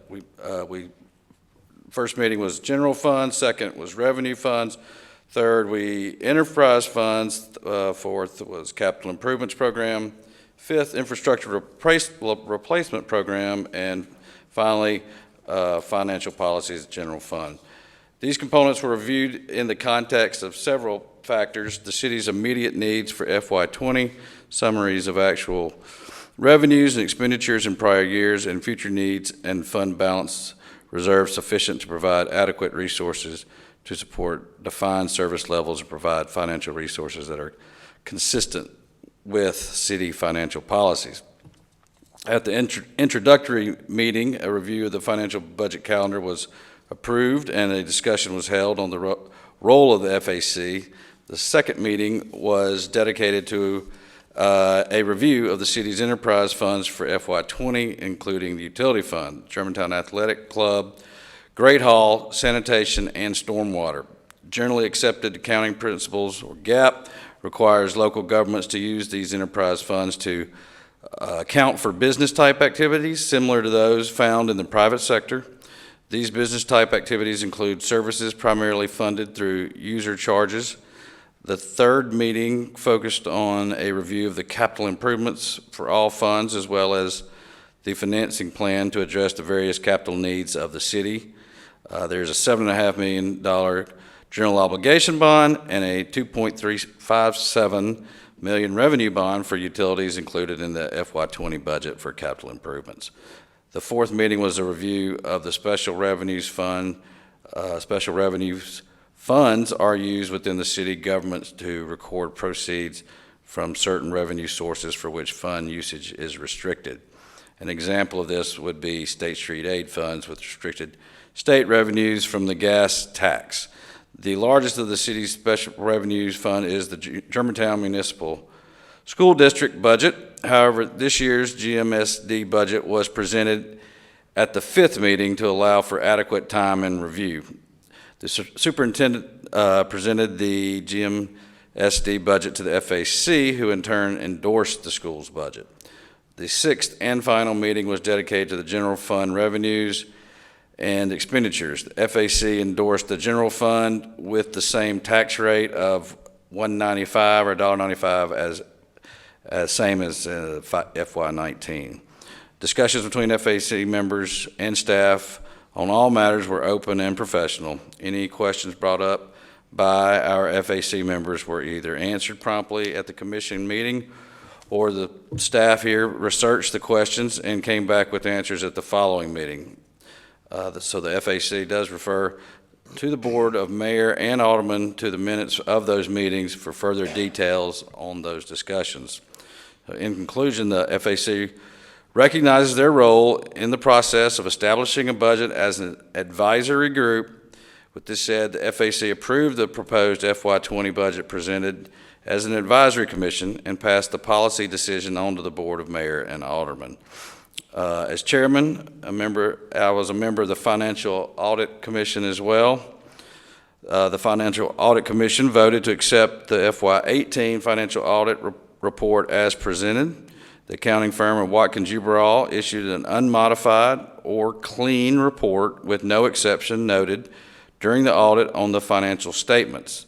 The city was issued the Distinguished Budget Presentation Award and the Certificate of Achievement for Excellence in Financial Reporting from the Government Finance Officers Association for the 34th and 37th consecutive years, respectively. So on behalf of the entire FAC, we want to thank Alderman Yonda for permitting the FAC to operate in a very open and frank manner. We want to state our confidence in the full staff with whom we dealt: Mr. Lawton, Jason Heisman, Adrian Royals, Sherry, Dakisha, whose financial acumen and mastery of the budget is a particular note. Also, the various staff within the city: Chief Selberg, Jeff Beeman, Chief Hall, Cameron Ross, Bo Mills, Joe Nunez, Phil Rogers, Steve Walensky, Pam Beasley, Reynolds Douglas, Tony Fisher, Emily Roser, Andy Sanders, Nick Dahl, whose organizational skills were critical for the smooth conduct of our meetings. I think I can speak for the full commission in saying we are very fortunate to have our city finances in the hands of such a capable staff. We appreciated the opportunity to serve the mayor and aldermen representing the citizens of our city in such an open environment. We encourage that every action of the Board of Mayor and Aldermen continue to be addressed from the perspective of maintaining sound and sustainable financial footing to preserve our quality of life within the spirit of Germantown Forward 2030 goals and objectives. Thank you very much. Thank you, Chairman Moody. We appreciate the presentation this evening. More importantly, we appreciate your leadership and your commission's leadership. I know you also had, I believe, an ad hoc committee as well that studied the potential purchase of Germantown Country Club. And we do appreciate all of your work and those members that are here this evening. We do appreciate that greatly. At this particular time, I will open and ask the public that we have an opportunity for a public hearing. So if anyone would like to come forward and speak to the budget this evening, your opportunity is now before us. Is there anyone who would like to come forward and speak to the Board of Mayor and Aldermen and the people of Germantown on the FY 2020 proposed budget? Third and final call, seeing Mr. Steinberg, would you like to come forward and state your name and address for the board? And you'll have approximately 3 minutes. Thank you, Mayor. My name is Harold Steinberg. I live at 8377 Willow Oak Road in Germantown, and forgive my voice, it sounds a little off today. I want to compliment our chairman, Julius Moody, for conducting the Financial Advisory Commission in such an appropriate way. I also want to extend my thanks to the Budget and Performance staff, Ralph Gabb, and others, including you, Patrick, for your guidance. I recognize that our budget does not include anything for acquisition of the country club, and that's why we haven't talked about that today. But there was a subcommittee that looked at this, and it's my understanding from news reports that the city will not divulge numbers at this time, and I hope that in the future, when all is said and done, and there's a winner and other bidders who are not winners, that we will know how we did. I think it's important for the members of the Financial Advisory Commission to understand that if we win the bid, how much do we pay over the next highest bidder? If we lose the bid, what our shortfall was, so that we can refine our thinking in future similar situations. Thank you very much for your attention. Have a good evening. Thank you, Commissioner Steinberg. Is there anyone else who would like to speak to the board on the FY20 budget this year? Third and final call. See no one come forward. That concludes the opportunity for a public hearing this evening. That brings us to a motion. Is there a motion to approve on second reading ordinance 2019-1, tentatively approving the FY20 proposed budget and set Monday, June 24th, 2019 for third and final reading? Is there a motion? Move to approve. Alderman Yonda with the motion. Is there a second? Second. Vice Mayor Gibson with a second. Alderman Yonda, would you like the floor? I'm fine, thank you. Thank you. Alderman or Vice Mayor Gibson, would you like the floor? Not at this time. Open for discussion or debate at this particular time. Alderman Sanders. Thank you, Mayor. First, I want to thank the Budget and Performance staff for meeting with me last week and also taking a few phone calls from me as I continued to study the budget that's before us. I just have a couple of additional questions that came up in my mind that I didn't get to ask you. I noticed on page 2 of our agenda packet, the Germantown Performing Arts Center proposed budget was increased by $10,000, Mayor, and I didn't know if offhand that you could tell me why that was increased. It wasn't included. Mr. in any of our Lawton or amendments. Budget and Performance team? Those included security cameras for the facility. Correct me if I'm wrong, those would be funded by the grant as well, correct? Yes, that's why those were put in, because we had now that we had the additional grant money, that's the funding source for those. Thank you. Sherry, would you follow up with Alderman during the interim time between now and third reading? Continue, sir. Also, Mayor, the city administrator indicated in his presentation under our general government spending, he mentioned the Grove perimeter fencing, total of $300,000. He mentioned in his presentation a $150,000 match, but that may just have been misspoken. I believe we changed that in our last reading, but it still shows on page 11 of our agenda packet that we are paying $150,000 out of the reserves. Mr. Lawton? So that has been corrected, and we've moved the whole $300,000 to grants. I have a correct sheet if you want it, but I was going to put it in third reading, so it's whatever. Thank you. Go ahead. Continue, please. Also, I did talk to Budget and Performance Mayor on the phone. I thought I might receive a call back on this particular issue they were going to check. On page 10 of our agenda packet, there shows a revenue bond. I'm assuming that's for the water tower of $2,370,000, but at the first reading, we showed $43,173 in interest payments in that far right column, and this reading does not show those interest payments. Mr. Lawton or Budget and Performance? Ms. Royals? That is correct at this time. We are still looking at that based on the timing for going out for bonds, and we'll bring that at third reading also with a final. Okay, so I was thinking maybe you did push that out, but being the enterprise fund, as we discussed, it should show whatever we're going to anticipate, since we must report under full accrual. And that was in there before, correct, staff? Yes, sir. But not knowing when it would go out, when we'd actually issue the debt, there was a question about whether we'd have an interest payment this year. Thank you. So that's going to be corrected for us, and I believe that's all I have at this round. Thank you, Mayor. Thank you, Alderman. Further discussion? Mr. Massey? Sure, Mayor. Mr. Moody, could you come back up to the podium, please? Chairman, if you would like to come forward, please. Just make sure your microphone's on. Alderman, go ahead. In reviewing the administration's budget, did the Financial Advisory Commission vote against any of the administration's recommendations? Chairman? I would have to review the minutes. I don't believe so.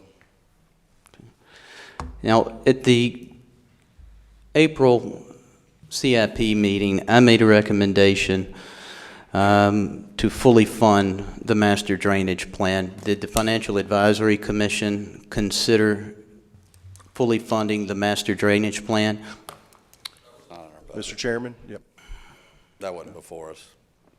Didn't consider that as part of the CIP? That didn't come before us, no. Mr. Lawton, they didn't discuss the budget for the drainage? They did discuss drainage. It was part of the overall recommendation. But the FAC was concluding their work at that time, and we couldn't afford to fund the entire drainage improvement program. And to make the budget work, again, this is the administration's, Mr. Mayor, Mr. Chair, the administration's recommended budget, and I did not recommend making that change. Did you consider the $150,000 that the administration recommended for the master drainage project?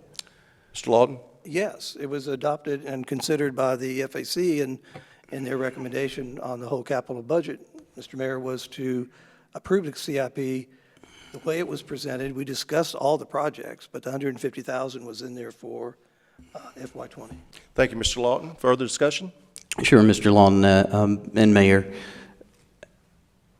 I think what I'm recommending tonight is that we take some money from some of these other projects and we fully fund the citywide master drainage project and some of these other projects that we have dedicated to drainage. This isn't the first year I've made this request, and I made it again this year during the CIP meeting. We have approximately $3.8 million under the utility fund for a water system acquisition, elevated water tower, and the annexation of the annexation areas, annexing that water system. We also have $4 million that the administration has requested for long fields. Well, that's over $7.8 million. That would actually be enough money to fund everything that is budgeted in the future for our drainage projects. We have the citywide master drainage plan at $750,000, the Duntreath drainage ditch improvements at $1,080,000. I think that's lateral E. I think that's where a lot of our drainage problems occurred. We also have $250,000 in the future budgeted for annual miscellaneous drainage improvements. We have $500,000 budgeted for Redbud Trail improvements. We have $830,000 budgeted for Riverdale Road outlet culvert. Have $900,000 budgeted for English Meadows. $930,000 budgeted in the future for Dogwood Grove, the 4th edition. $115,000 for Millard Farms drainage study. And then $850,000 budgeted for Great Oaks drainage. In light of the recent flooding, I think this is prudent. I think we need to make this a priority on behalf of our residents. I certainly hate to postpone the long fields, but when it comes to prioritization, I think that we have to put drainage first at this point. And that's my recommendation tonight. If I need to put it in the form of a motion, I'll be glad to. If the administration needs to consider this, I don't mind waiting until the next reading, but I certainly think that this is something we need to seriously consider. We appreciate you bringing that forward. Do you have it prepared in a written motion? Mr. Mayor? Yes. If I could, if the suggestion is to use utility fund dollars to support drainage, was that part of your recommendation? Whether we move that money around one way or the other, I think we can. But it's essentially illegal to move utility fund dollars to support general fund activities. As we explained, it's a standalone enterprise funds, and the fees that people pay for water and sewer, they cannot, absolutely cannot, by state law, go to support anything else but those utility functions. Same with transferring money from the general fund into the utility fund. For those projects, Alderman Massey, that you identified coming from the utility fund and being transferred, that's an impossibility. Well, I was under the understanding that the drainage system could actually fall under the utility funds. No. Are you certain that that cannot be done? I am absolutely certain. And what you're suggesting would be illegal to do that. Well, we're in luck because there's other projects that we could place in front of these projects and still fund this drainage project. And for example, Alderman, you've reached your time limit. You have a second session after we go through with the rest of the board, so hold your thoughts till there. Administration will be glad to meet with you to better understand and help form a motion for third and final reading if you prefer, but we have time to discuss this further. The floor is open for further discussion. Alderman Yonda. I understand what the Alderman is going towards in terms of trying to solve a problem of the flooding. Mayor, could I ask Bo Mills, or can you ask Bo Mills, if all this $7 million, would that help alleviate, or would that eliminate a flash flood from 10 inches in 3 hours? Well, Alderman, I will ask our Public Works Director to come forward. I'm not sure if he's comfortable making an assessment like that. Would you like to take a stab at that, Mr. Mills? Thank you, Mr. Chairman. It would be very difficult. That type of rain, that intense of a rain, no system could handle that. So any improvements would be very difficult to quantify in a way that it would have some serious impact. We certainly have issues with our drainage system that we could address, and they're in the plan. They're in the capital forecast. Thank you, Mr. Mills. The floor is still open. Thank you, Mr. Yonda. Vice Mayor Gibson. Thank you, Mayor. Mr. Mills, while you're still there, one of the things that when we talk about the budget process, this being the most important thing that an alderman can do is pass a budget. In those meetings with department heads, we started out in January with those first meetings, but to talk specifically about those laterals, the drainage issues around our city, you and I, along with two of your team, went on a stormwater tour, and we looked at those laterals, drove through lateral E to see what those issues were. As far as the forecast, you've really said it, is for an unprecedented rain. The current that took the debris that was either in that drainage ditch at some point, or if trees were felled during that rain, that certainly is a possibility.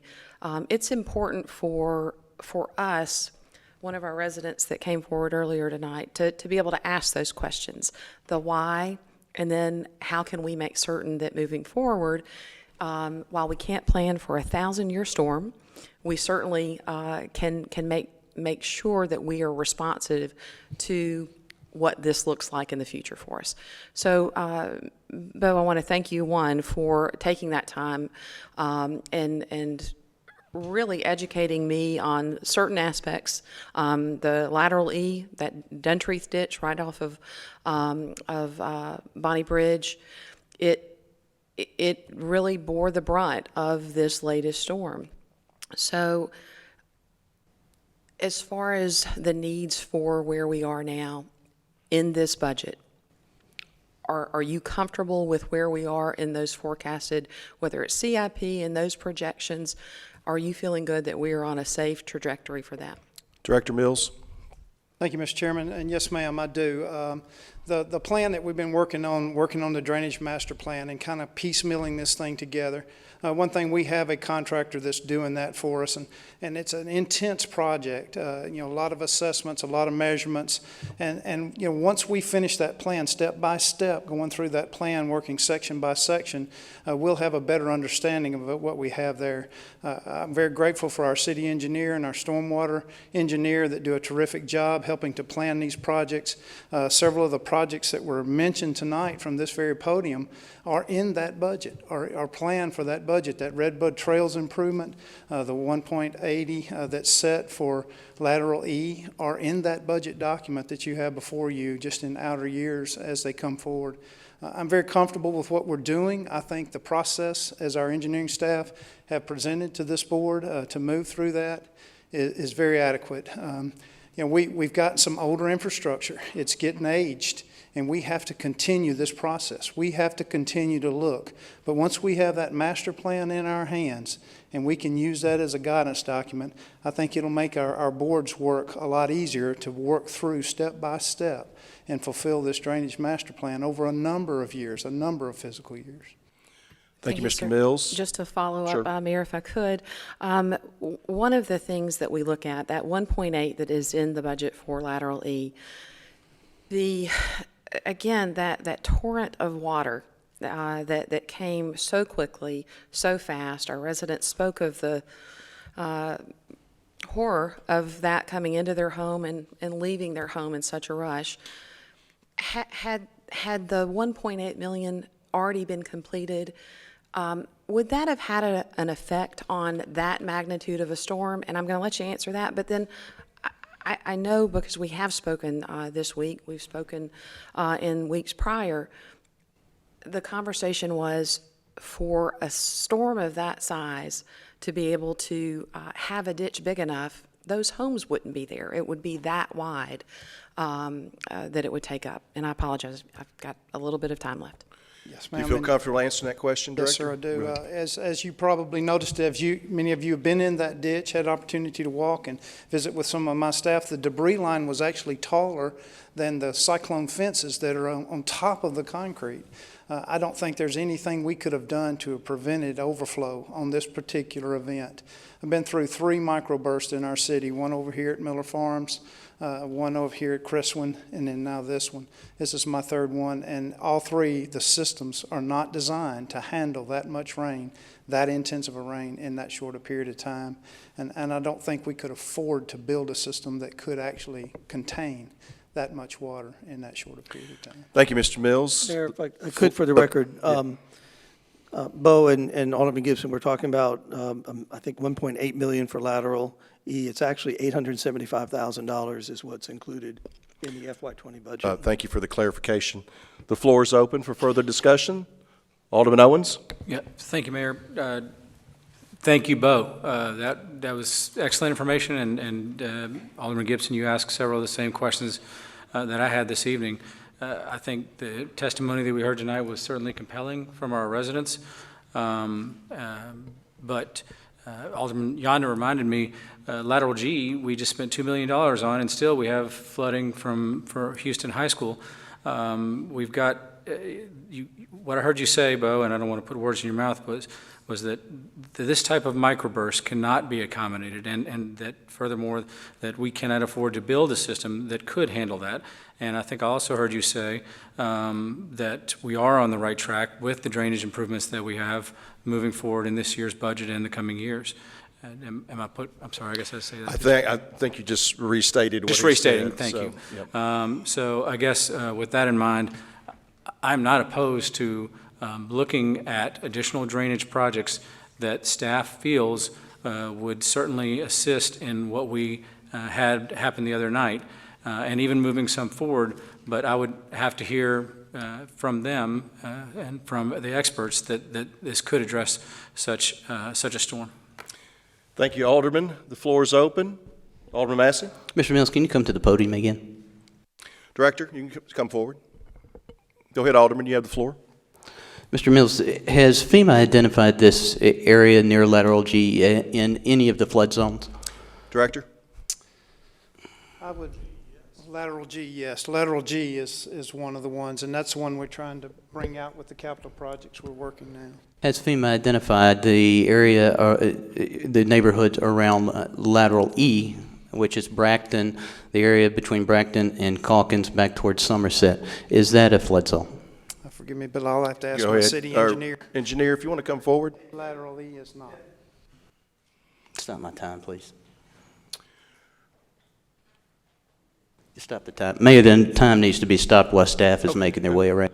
We'll do like in soccer. I'll have some add-on time at the end, okay? All right, Engineer? The area lateral E in the Bracton area is not. So, Mr. Mills stated earlier that there was no way to anticipate this type of microburst, but that's what FEMA's in the job of doing, is in anticipating large volumes of water to determine whether or not houses should be dedicated in a flood zone. That way people know whether or not they need flood insurance. So why did FEMA fail to identify this area as a flood zone? Well, Engineer, I mean, you can't speak for FEMA, I know that, but if you need to add any clarity on how FEMA does any of their designations, go right ahead. I'll attempt to. At one time, that lateral, before the improvements were made and the subdivisions built, then in a unimproved ditch, that area wasn't a floodplain. Subdivision was built, the areas were brought out of the 100-year floodplain. The improvements to the ditch that were made contained the 100-year storm in that lateral E. So, and again, I'm using the term 100-year flood. The microburst that we had the other night was well above that, what FEMA recognizes as a flood area. So you're saying that the amount of rain that we had on Friday was in excess of the 500-year flood standards? Go ahead, Engineer. I am. And how do we know that? From all engineering charts, from all National Weather Service radar, the total amount of rain, which still nobody has come right out and given an exact number, but it's somewhere between 10 and 12 inches within a very short period of time, somewhere between a 2 to 3 hour time period.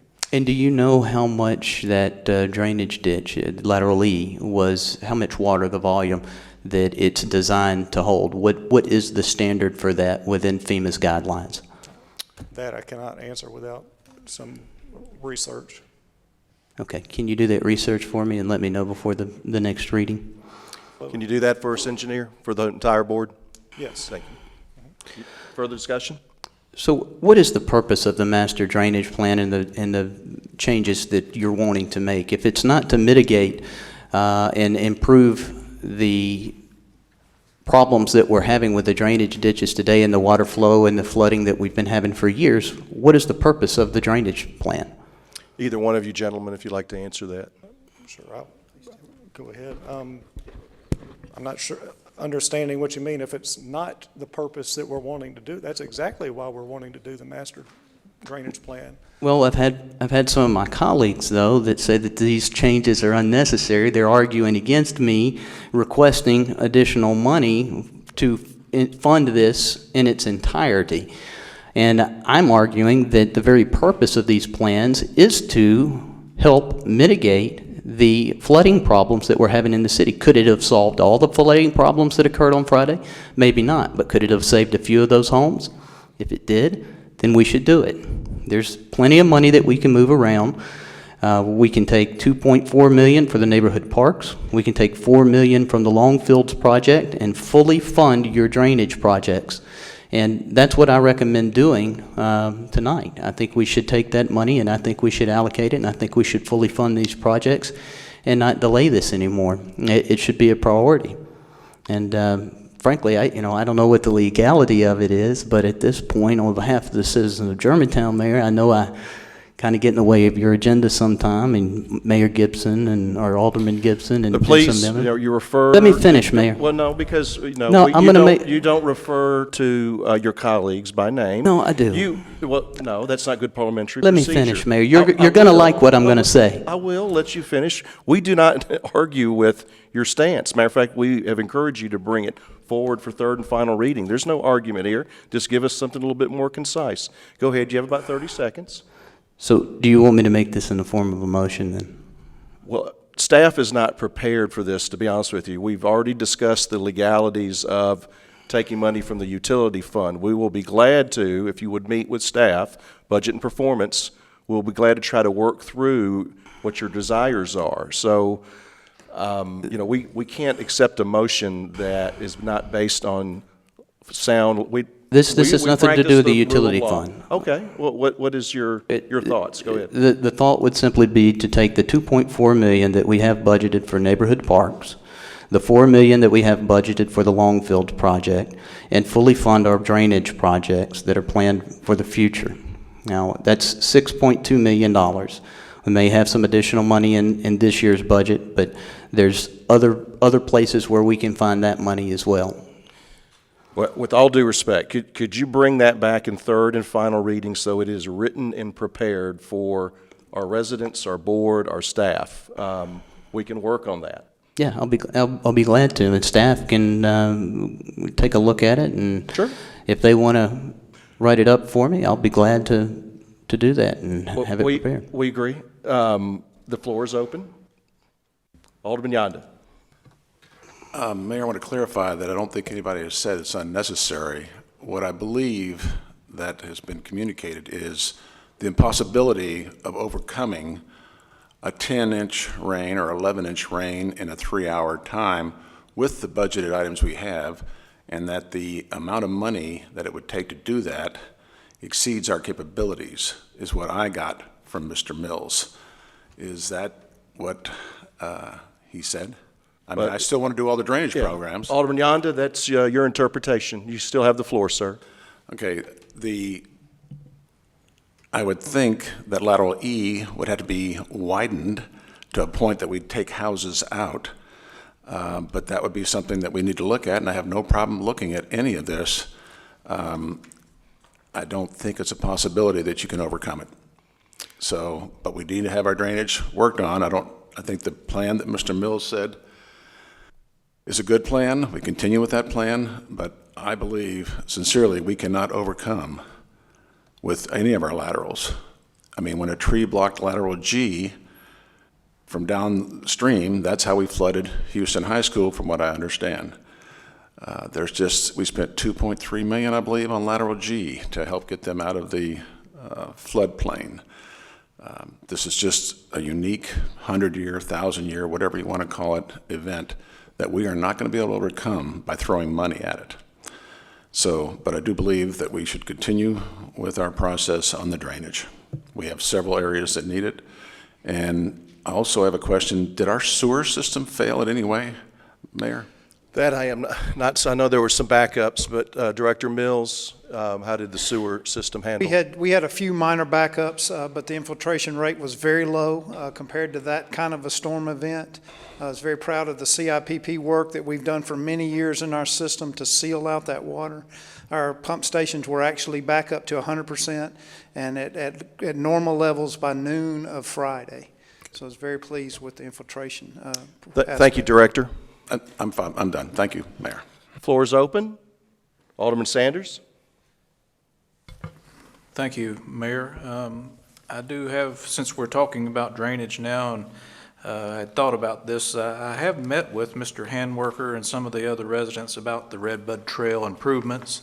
It's my understanding the city's already conducted their surveys and done studies, contracted, and possibly have this design already in place for the Redbud Trail improvements that we show for FY21. So my question is, if we could find the $500,000 to fix that particular problem, would the administration entertain moving that to FY20, or is that is there some reason that's not possibility to complete that Well, thank you earlier? for your question. I mean, we already have it planned. It's in process. I don't think that moving it quicker is going to anticipate another 500 or multi-year event, but it is in the process. I believe design work has been completed, engineer, or some design work. We've met with the neighbors on several Yes, occasions. we've met with the neighbors, the design is complete, and I just want to make sure,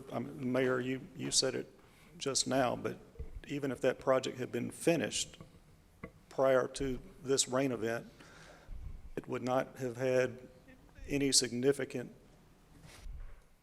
again, it's hard to say, but a 1,000-year storm with a project that is going to be designed to handle the 100-year storm, homes would have still flooded, is what I'm getting at. I understand that. I'm not anticipating another 1,000-year event either, but I know these residents, Mr. Handworker and the Galls and their neighbors have been, they have been dealing with it for quite some time. They have extensive flooding in their yards and pools and outbuildings even over the last several years, so that's why I ask. Oh, I agree with you. They brought it to our attention in the fall, and we jumped on it immediately, so go ahead.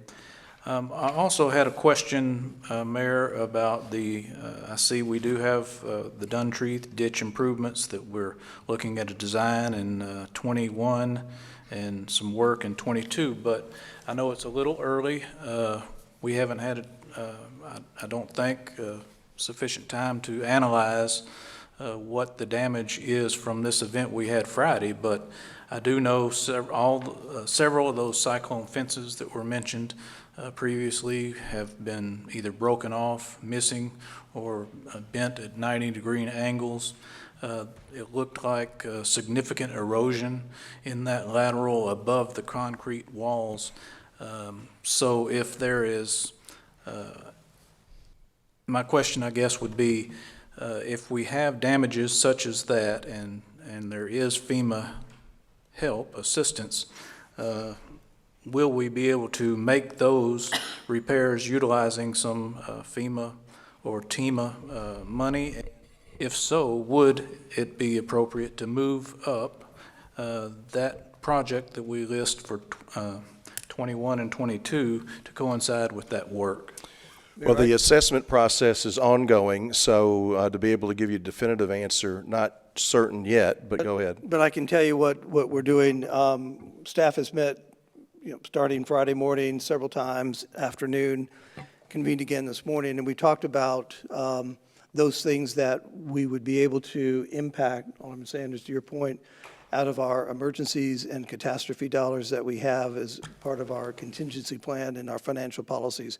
We want to look to see what is the magnitude of that. We had some concrete sections of ditches actually collapse, which took a lot of force.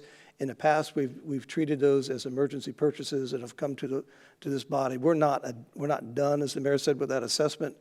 But once we complete that, there very well could be the possibility this year that we tap into those, if we can, those emergencies and catastrophe dollars and make those level of improvements.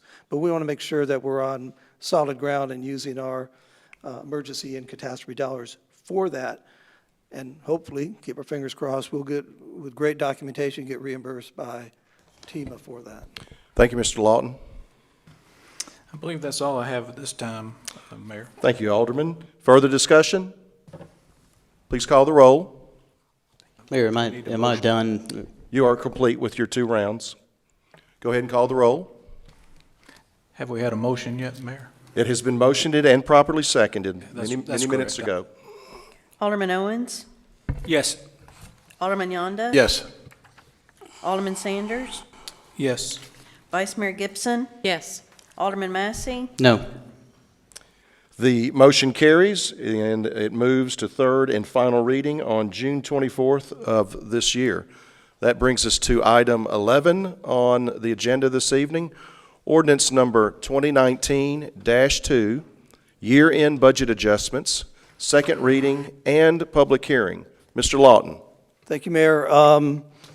Year-end budget adjustments are necessary to make sure that our FY19 budget is balanced prior to the end of the fiscal year and at the time we're entering the audit period of time. So we will bring to you at the end of the fiscal year dollars or year-end budget adjustments where we're moving funds from reserves or retained earnings in some of the various funds. The sheets that I handed out just a bit ago, I will go through those because for some apparent reason, they did not change in the first reading, but I don't know, by the time they got to your house, your packet was delivered, there were some lines that had changed, and I apologize for that. But there were no changes to the year-end budget adjustments, with one exception that Alderman Sanders and I had discussed at the first reading. So I will go very quickly through these as we discussed at the first reading on these budget adjustments. The first one is to cover additional costs associated with the GPAC seats. We added the additional $2,015 to upgrade the fabric at those seats for a longer lasting product. The next one, 1997, is coming from the capital fund balance. The bids came in higher for the the Safe Routes to School project, and we are plugging in additional $451,000 to make that project happen. That is 100% reimbursable by the state of Tennessee, but we do need to close the gap on that budget amount. 19-98 was one that I handed out to you just a bit ago. It was one of those where it didn't, for whatever reason, did not pick up all the flow of the account description and the account numbers. So we are transferring more money from the general fund in terms of an operating transfer to support additional dollars necessary to support the ambulance program by $100,000. We're also sending additional funding from the ambulance fund balance program in the amount of $23,000 to support the collection services. 19-99, we discussed this at length. I think there was a bit of a confusion. We are sending $672 over to support the MLG connection for that particular parks project. 19-100 was one, I believe, that I just handed out to you. That is shipping dollars from retained earnings within the Germantown Athletic Club Fund. These are not general fund tax dollars, in the amount of $644,000 to make sure that we can make all of those improvements at the athletic club, taking all the alternates that were available, and we're able to do that by moving those funds from the athletic club's retained earnings, and also moving from retained earnings additional funds to cover the athletic club cooling tower project. 19-101 was a budget adjustment that was in there 2 weeks ago, or a month ago rather, but we changed the funding on that. There was $168,000 allocated in a line item in Mr. Mills' budget for two projects, for the lacrosse and soccerplex drainage, as well as the pour-in-place project. The pour-in-place project came in over budget, and staff took the additional dollars for that project from the drainage projects at the soccerplex and the lacrosse fields. What should have happened at that point in time was a budget adjustment should have been presented to the board, but that did not happen. Both these projects now we've bid the projects. You approved one already this evening, and so this budget adjustment reflects taking the dollars from the drainage portion of this IRP project, which came in under budget, to complete the funding for both projects. And we're bringing that back to you now for your consideration. It's a cleaner way to handle all that. The 19-102 is moving additional funds into this road improvement project. From the major road fund balance, the Winchester paving project came in higher than what was anticipated. 19-103 is funding out of the retained earnings within the utility fund in the amount of $353,076 to fund.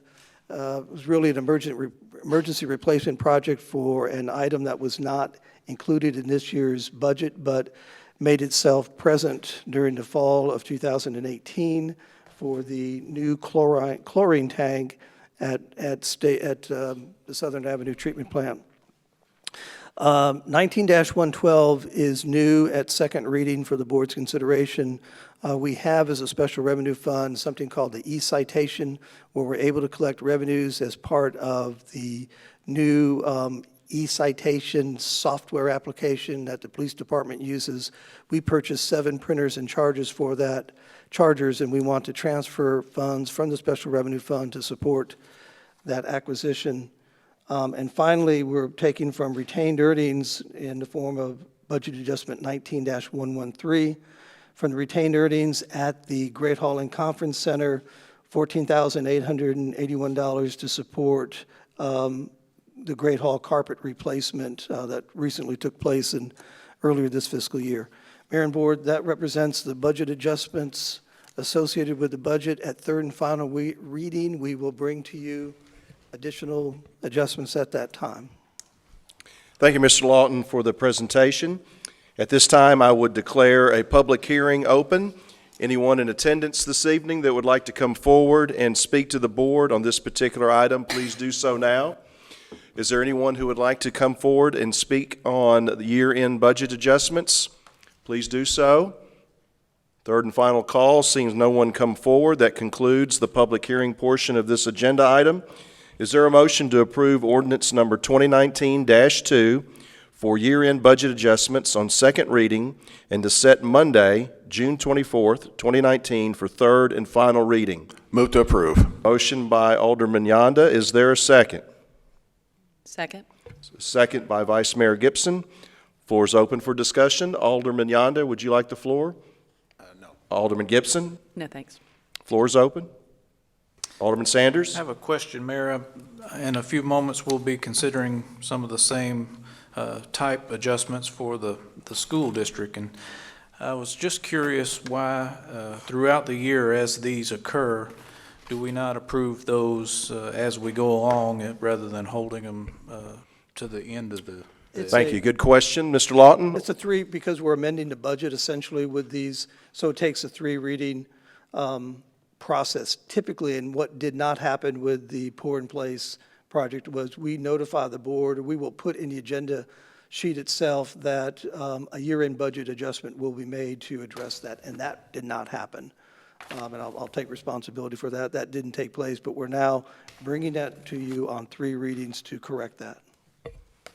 Okay, thank you. And is it so we can do 3 readings for a group at once rather than is it the administration's desire not to have 3 readings at different points in time throughout the... Well, I'll let the administrator answer that. It would probably grind governing and services to our community, not to a halt, but it certainly would diminish the ability to bring those things forward. It would. Well, it could be done, but you're talking 3 readings in a public hearing, for example, on transferring the money for the athletic club project would take that, and that's at least a month and a half process. So we try to, and always notate with that one exception, and again, I'll take responsibility for that, that a year-end budget adjustment will be done at the end of the year. There's 3 readings, Alderman. Again, much like we're approving the budget, you're also amending the FY19 budget. So when it comes audit time, everything is synced up for the auditors where we've gone over budget. This body has approved additional dollars to take care of those expenditures. Thank you, Mr. Lawton. Further discussion? Thank you, Mayor. Very good question. Thank you. Further discussion on this item? Sure. Alderman Massey? Mr. Lawton, I think in the original document, it showed that there was a transfer from maintenance equipment. Now they both show other assets. Mr. Lawton, Budget Performance Team? Which change order is that, Alderman? 19-101.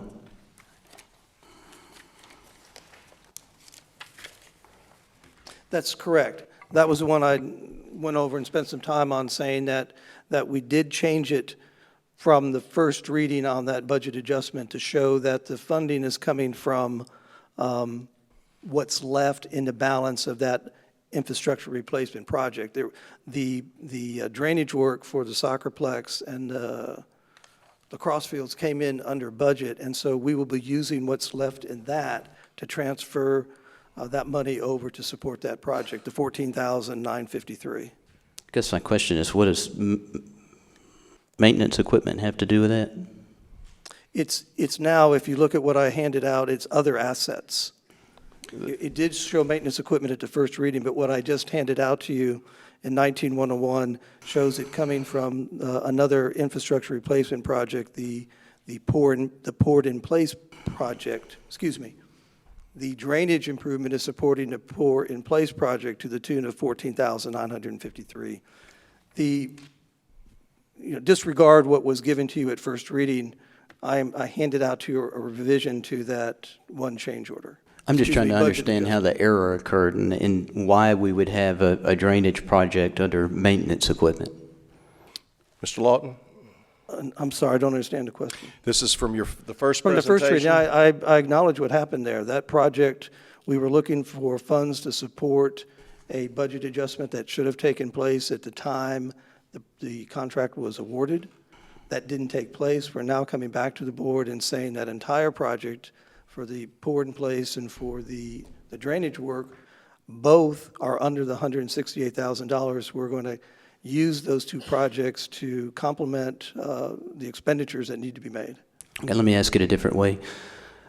Why in the original did you not have that allocated to other assets? Because the bid opening, you just approved on tonight's meeting, the drainage work for lacrosse fields and the soccerplex. We did not have that at the time. Now that once the bids were open, we realized we had additional dollars left over. Changing that budget, that year-end budget adjustment to now reflect the dollars coming from what's left on the poured-in-place project to support what's left on the drainage to support the poured-in-place. That's why we didn't have it. We didn't know what that bid was going to look like. It could have come over budget, but we needed to move the budget adjustments forward. Thank you, Mr. Lawton. So Further who questions? decides to put it under other maintenance equipment, for example? I'm really just trying to understand how this gets put into the budget. Staff did, budget and performance team in consultation with myself, where we're going to get the additional dollars to cover that. That's where it came from. Okay, so Mr. Mills did not have a part in deciding where that would come from. You made that decision. An appropriate decision, yes, sir. I'm not questioning the appropriateness of it. Who else was involved? The city administrator, if you'd like to go ahead and describe just the process on please. that particular The process, item. it's worked out primarily through myself and the budget and performance staff. That's the process. If I need to discuss anything with other departments, I'll bring them in. But it's between finance, administration, and budget performance. Those are the players. Okay. Further discussion?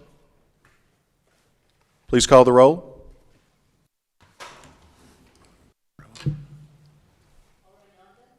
Yes. Yes. Yes. Yes.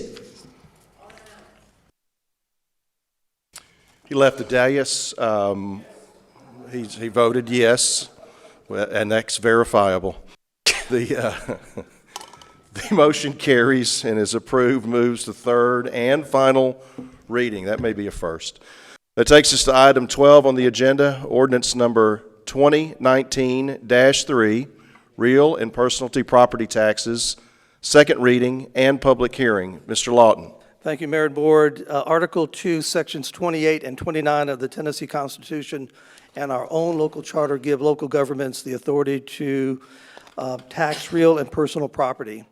Property tax is a mainstay, as this body knows, of the city's operating budget, comprising in FY20's proposed budget 57% of our general revenues. Setting the tax rate in our state is left to the discretion of each individual local government governing body. The tax itself is considered an ad valorem tax. In other words, the rate is based on the value of the property. Our current rate of $1.95 per $100 of assessed valuation has been in place since July 1, 2018. Current property tax projections are based upon this amount and should produce close to $33 million in real and personal property tax to support the FY20 budget. Thank you, Mr. Lawton. At this time, I would open a public hearing. Anyone who's here in attendance, still here in attendance, who would like to come forward and speak on this particular item, please do so now. If there's anyone who would like to speak to this particular item on setting the tax rate, please come forward. Third and final call, seeing no one come forward, that concludes the public hearing portion of this item.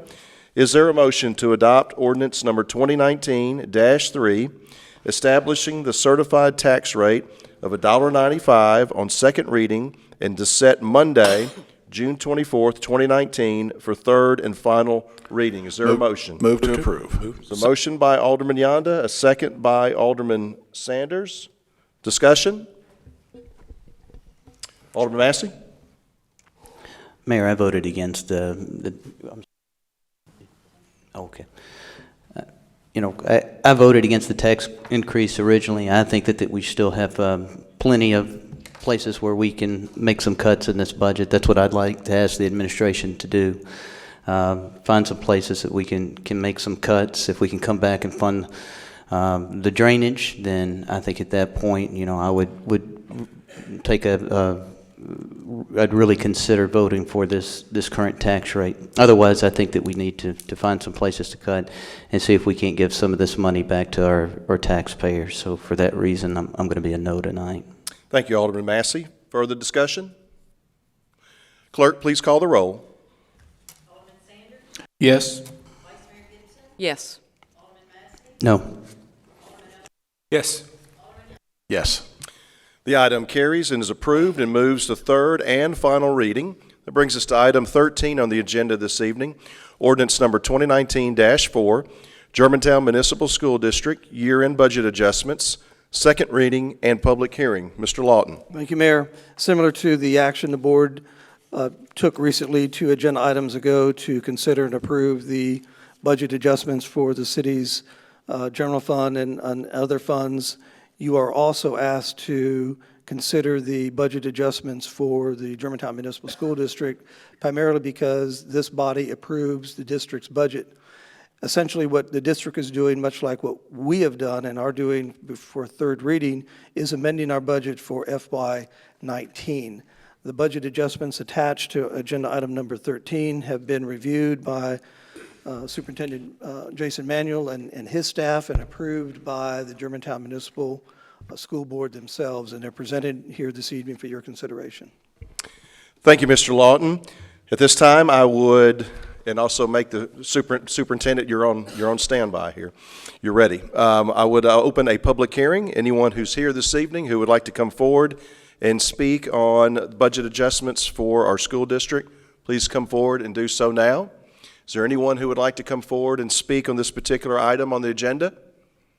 Third and final call, seeing no one come forward, the public hearing is now officially closed and we move to consideration.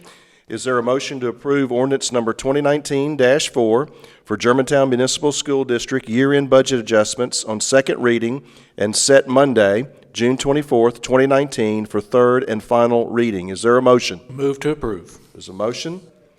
There's a motion, and is that by Alderman Owens or by Alderman Yonda? Alderman Yonda. Motion and a second. Discussion? Please call the roll. Alderman Sanders? Yes. Vice Mayor Gibson? Yes. Alderman Massey? Yes. Alderman Owens?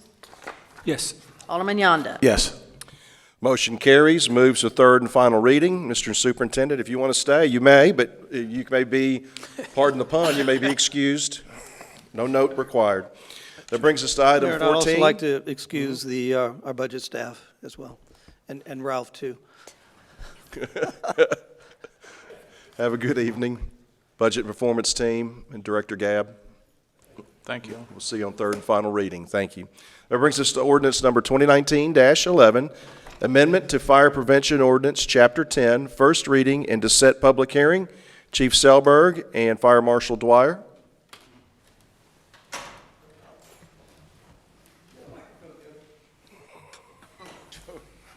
Thank you, Mayor and Alderman.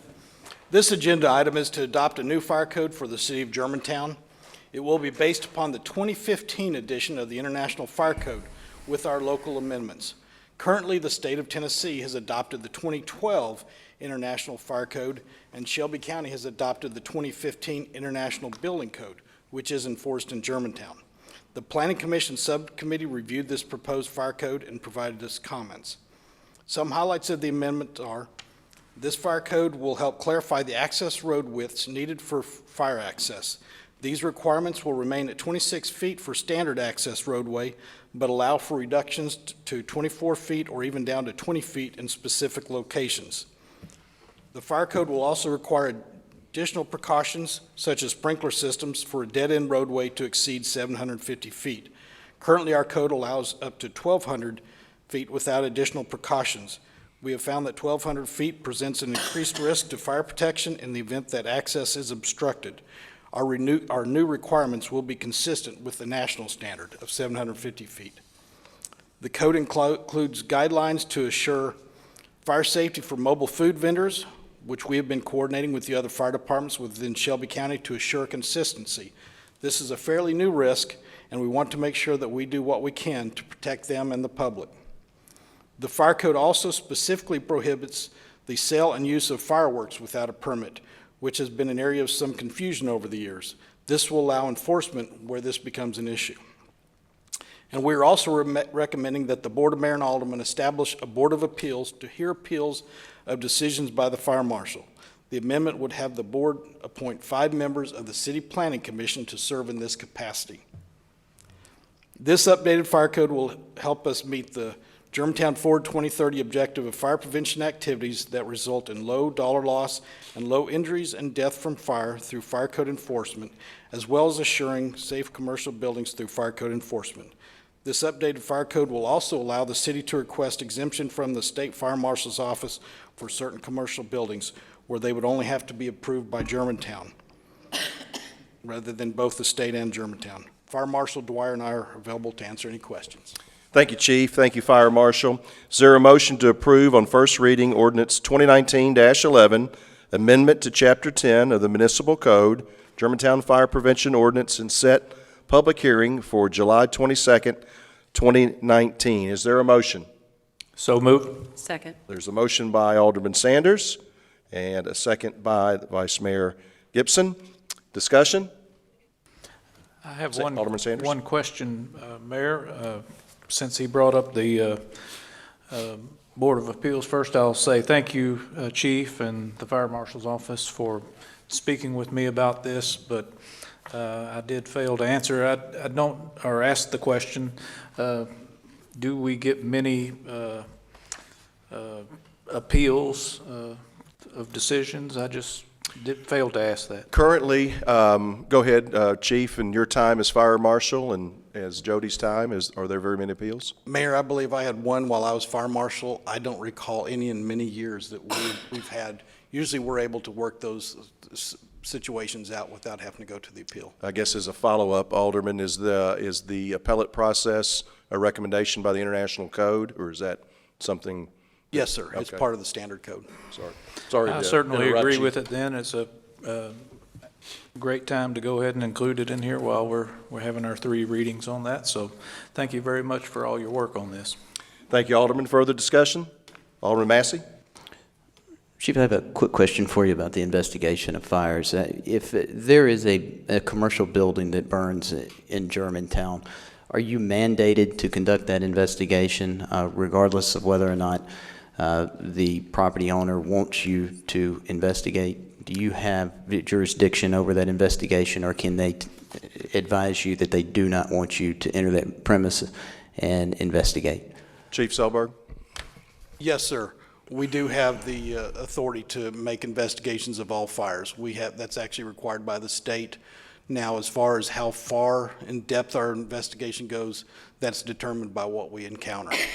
Thank you, Chief. The reason I ask is I was talking to a fireman one time who will go nameless, and he advised me that when the Macaroni Grill burned at the corner of Kirby and Poplar, we were advised by that property owner that they did not want the fire marshal to investigate, and we didn't do an investigation. Is that not true? Chief? That's not true. We did investigation. I can actually tell you in detail about that investigation. Fire Marshal Dwyer was heavily involved in that. Now, there does become a point where sometimes we want to go a little further and investigate maybe an appliance or something, and that's often done at the request of the insurance company. So we leave that to them once we determine the parts of the investigation we need. The discussion that I had pertained to the insurance company and the property owner wanting the insurance company's investigator to take over, and at that point, I guess the fire department conceded and ended our investigation. So that sounds like what happened. Is that correct? That sounds correct. Okay. Thank you, Chief. Further discussion? Clerk, please call the roll. Alderman Owens, Yes. Alderman Yonda. Yes. Alderman Sanders. Yes. Vice Mayor Gibson. Yes. Alderman Massey. Yes. The motion carries and moves to second reading and public hearing in July. That brings us to item 15 on the agenda, Ordinance 2019-12, Amendment to Fire Prevention Ordinance, Chapter 10, Residential Sprinklers, first reading and set public hearing. Chief? Thank you, Mayor.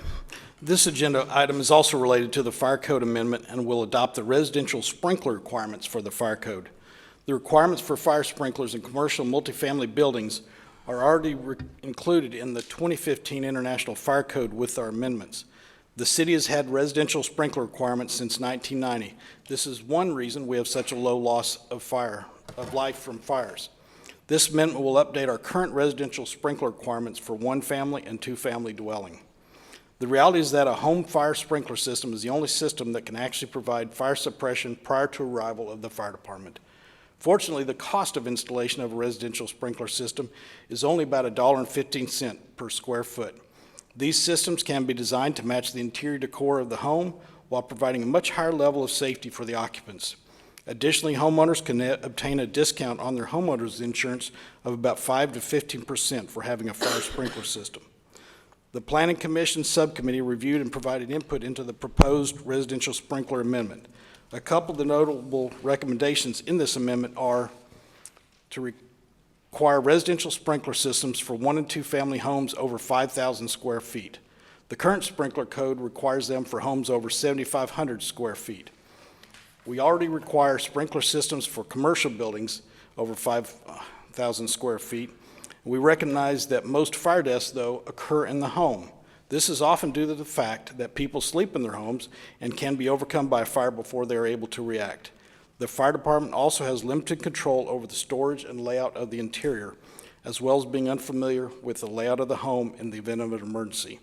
Larger homes provide additional challenges to locate and rescue occupants in the event of a fire and provide increased risk to the occupants, such as longer, complex escape routes. This amendment would also include requirements for sprinkler systems for zero-lot line homes. These homes provide additional challenges for fire suppression and risk to homeowners. Without sufficient separation, the fire department is unable to provide normal firefighting operations between these homes, and the fire can spread to adjoining homes. We have experienced similar situations in previous fires in which the fire was hot enough to ignite the nearby exposed homes. This amendment will help ensure adequate life safety protection for these larger homes and zero-lot line homes. This helps meet the Germantown Forward 2030 objective of fire prevention activities that result in low dollar loss and low injuries and death from fire. Fire Marshal Dwyer and I are available for questions. Thank you, Chief and Fire Marshal. Is there a motion to approve on first reading the amendment to the Fire Prevention Ordinance, Chapter 10 of the Municipal Code, Section 10-12, residential sprinkler requirements for one family and two family dwellings, and to set the second reading and public hearing for July 22nd, 2019. Is there a motion? Move to approve. There's a motion by the Vice Mayor. Is there a second? Second. Second by Alderman Sanders. Discussion? Yes, sir. Vice Mayor? Thank you, Mayor. Chief, this ordinance actually means something to me. I know I've shared with you the very first time I came before this body 20 years ago was to talk about sprinklers in zero lot lines over on Allenby Lakes. And so the fact that this is being implemented, I think is a wonderful thing for the future of our new development, and I'm very thankful for your efforts in getting it here. Thank you. Thank you, Vice Mayor. Further discussion? Alderman Yonda. Yes, Mayor. Yeah. My question for the chief is that can the Board of Mayor and Aldermen, when a development comes to them, exempt them from the sprinkler ordinance? Chief Selberg, is there any exemption or whatnot or variances allowed in what you propose? I believe the only way you'd be able to do that is your own appeal process. Through the appellate process? It would be in a city ordinance. Gotcha. Great. Thank you. Thank you. Further discussion? Please call the roll. Alderman Yonda, Yes. Alderman Sanders, Yes. Vice Mayor Gibson, Yes. Alderman Massey, Yes. Alderman Owens. Yes. The motion carries, moves to second reading. I don't think I'd ever say that I would have Penn and Teller up here. And that you would be quiet, for once in your life. That brings us to item 16, ordinance number 2019-13, amendment to subdivision ordinance chapter 17, section 17-56, streets, first reading and set public hearing. Mr. Ross. Thank you, Mayor, members of the board. Penn and Teller, Chief and Fire Marshal did a masterful job of setting that up, so my presentation should be a little bit shorter. The subdivision text amendment for 1756 streets is in alignment with their proposed changes to the fire code. Planning Commission considered the fire code in October of 2018 at a subcommittee meeting and directed staff to begin reviewing where those changes needed to be made. It was a comprehensive review by planning staff, and they determined that this was the only place that the alignment needed to be adjusted to make sure that these two documents were in lockstep with one another. It specifically applies to 1756K as it relates to dead-end streets, where previously they had been allowed to be 1,200 feet. They can now, with consideration of this ordinance amendment, be lowered to 750 feet in length, still keeping the 30 units on such streets. Depth of cover is lowered to 150 feet. That depth of cover is the coverage of the fire apparatus. And then the diameter face-to-face of the paved cul-de-sacs shall be opened up a little bit more to 96 feet. In relationship to the Alderman Yonda question, applicants with projects that may need relief from this updated ordinance requirement may still seek a variance from the Planning Commission subject to the review and recommendation of the City Fire Marshal, which is still the current means of requesting relief from any existing subdivision regulation through the Planning Commission process. Happy to answer any questions. Thank you for your presentation, Mr. Ross. Is there a motion to approve on first reading ordinance 2019-13, amendments to section 17-56, streets of the subdivision ordinance in the municipal code, and set the public hearing for July 22nd, 2019? Is there a motion? So moved. There's a motion by Alderman Sanders. There's a second by Alderman Yonda. Discussion? Alderman Owens. Thank you, Mr. Ross, and Fire Marshal Jody and Chief. We discussed this prior to the meeting. My concern, I guess, is that a lot of times throughout the country we're seeing municipalities who are trying to reduce the size, and this is in reference to the diameter of the cul-de-sac. Sometimes out in the field I get a lot of comments about the size of our 90-foot curb-to-curb turnaround and 96 feet, increasing it by 6 feet. It just adds to that, and I think we all know some of the issues that come with additional pavement. There's increased maintenance, there's increased runoff. In my humble opinion, it detracts from neighborhoods, and it's difficult, especially as we sit here as a city who has infill development that's coming in and limited pockets of development availability. It makes it more and more difficult to achieve quality development by adding to a cul-de-sac. Now, Chief, you pointed out adequately and admirably that it may not look good, but it helps us to fight fires. And I think that's the bottom line here that we have to look at, is if it helps you fight fires. I just want to make sure that, and you answered my question earlier, but other municipalities are having to do the same thing as they correspond to the fire code that we're being updated with. And I guess that's in a form of a question to either Mr. Ross. Mr. Ross? I believe Mr. Owens answered part of his own question with his conversation, but if I may add just a Sure. Planner to planner, go ahead. Planner to planner. We do, with this extra real estate that's provided, work with design features that can kind of take away some of that extra 6 feet visually, that can still work with the fire marshal's office, so that it's not just a big slate of 96 feet curb to curb of asphalt, so that it can provide some sort of element to it, but the fire apparatus can still work around it as well. And we're starting to see examples of that manifest itself in Chapel Cove, and working each time to get those features in alignment with what the fire department needs for life safety issues and what we want to accomplish from a design side of things. Thank you, Mr. Ross. Further discussion? Yeah, appreciate that answer, and we had discussed that previously, possibility of using pavers maybe around the end of it to help with design, and so I just kind of wanted to express my concerns about adding additional space. So that's all. Thank you, Mayor. Rounded curves would be nice too. Any further discussion? Please call the roll. Alderman Sanders. Yes. Vice Mayor Gibson. Yes. Alderman Massey. Yes. Alderman Owens. Yes. Alderman Yonda. Yes. The motion carries, moves to public hearing in July. We've reached the conclusion of our meeting tonight, and I'd like to just thank our reserve officers, Al, Eric, Ed, George. I think I saw Steve, but if I didn't, okay, good, I did see Steve tonight. We are adjourned. Thank you.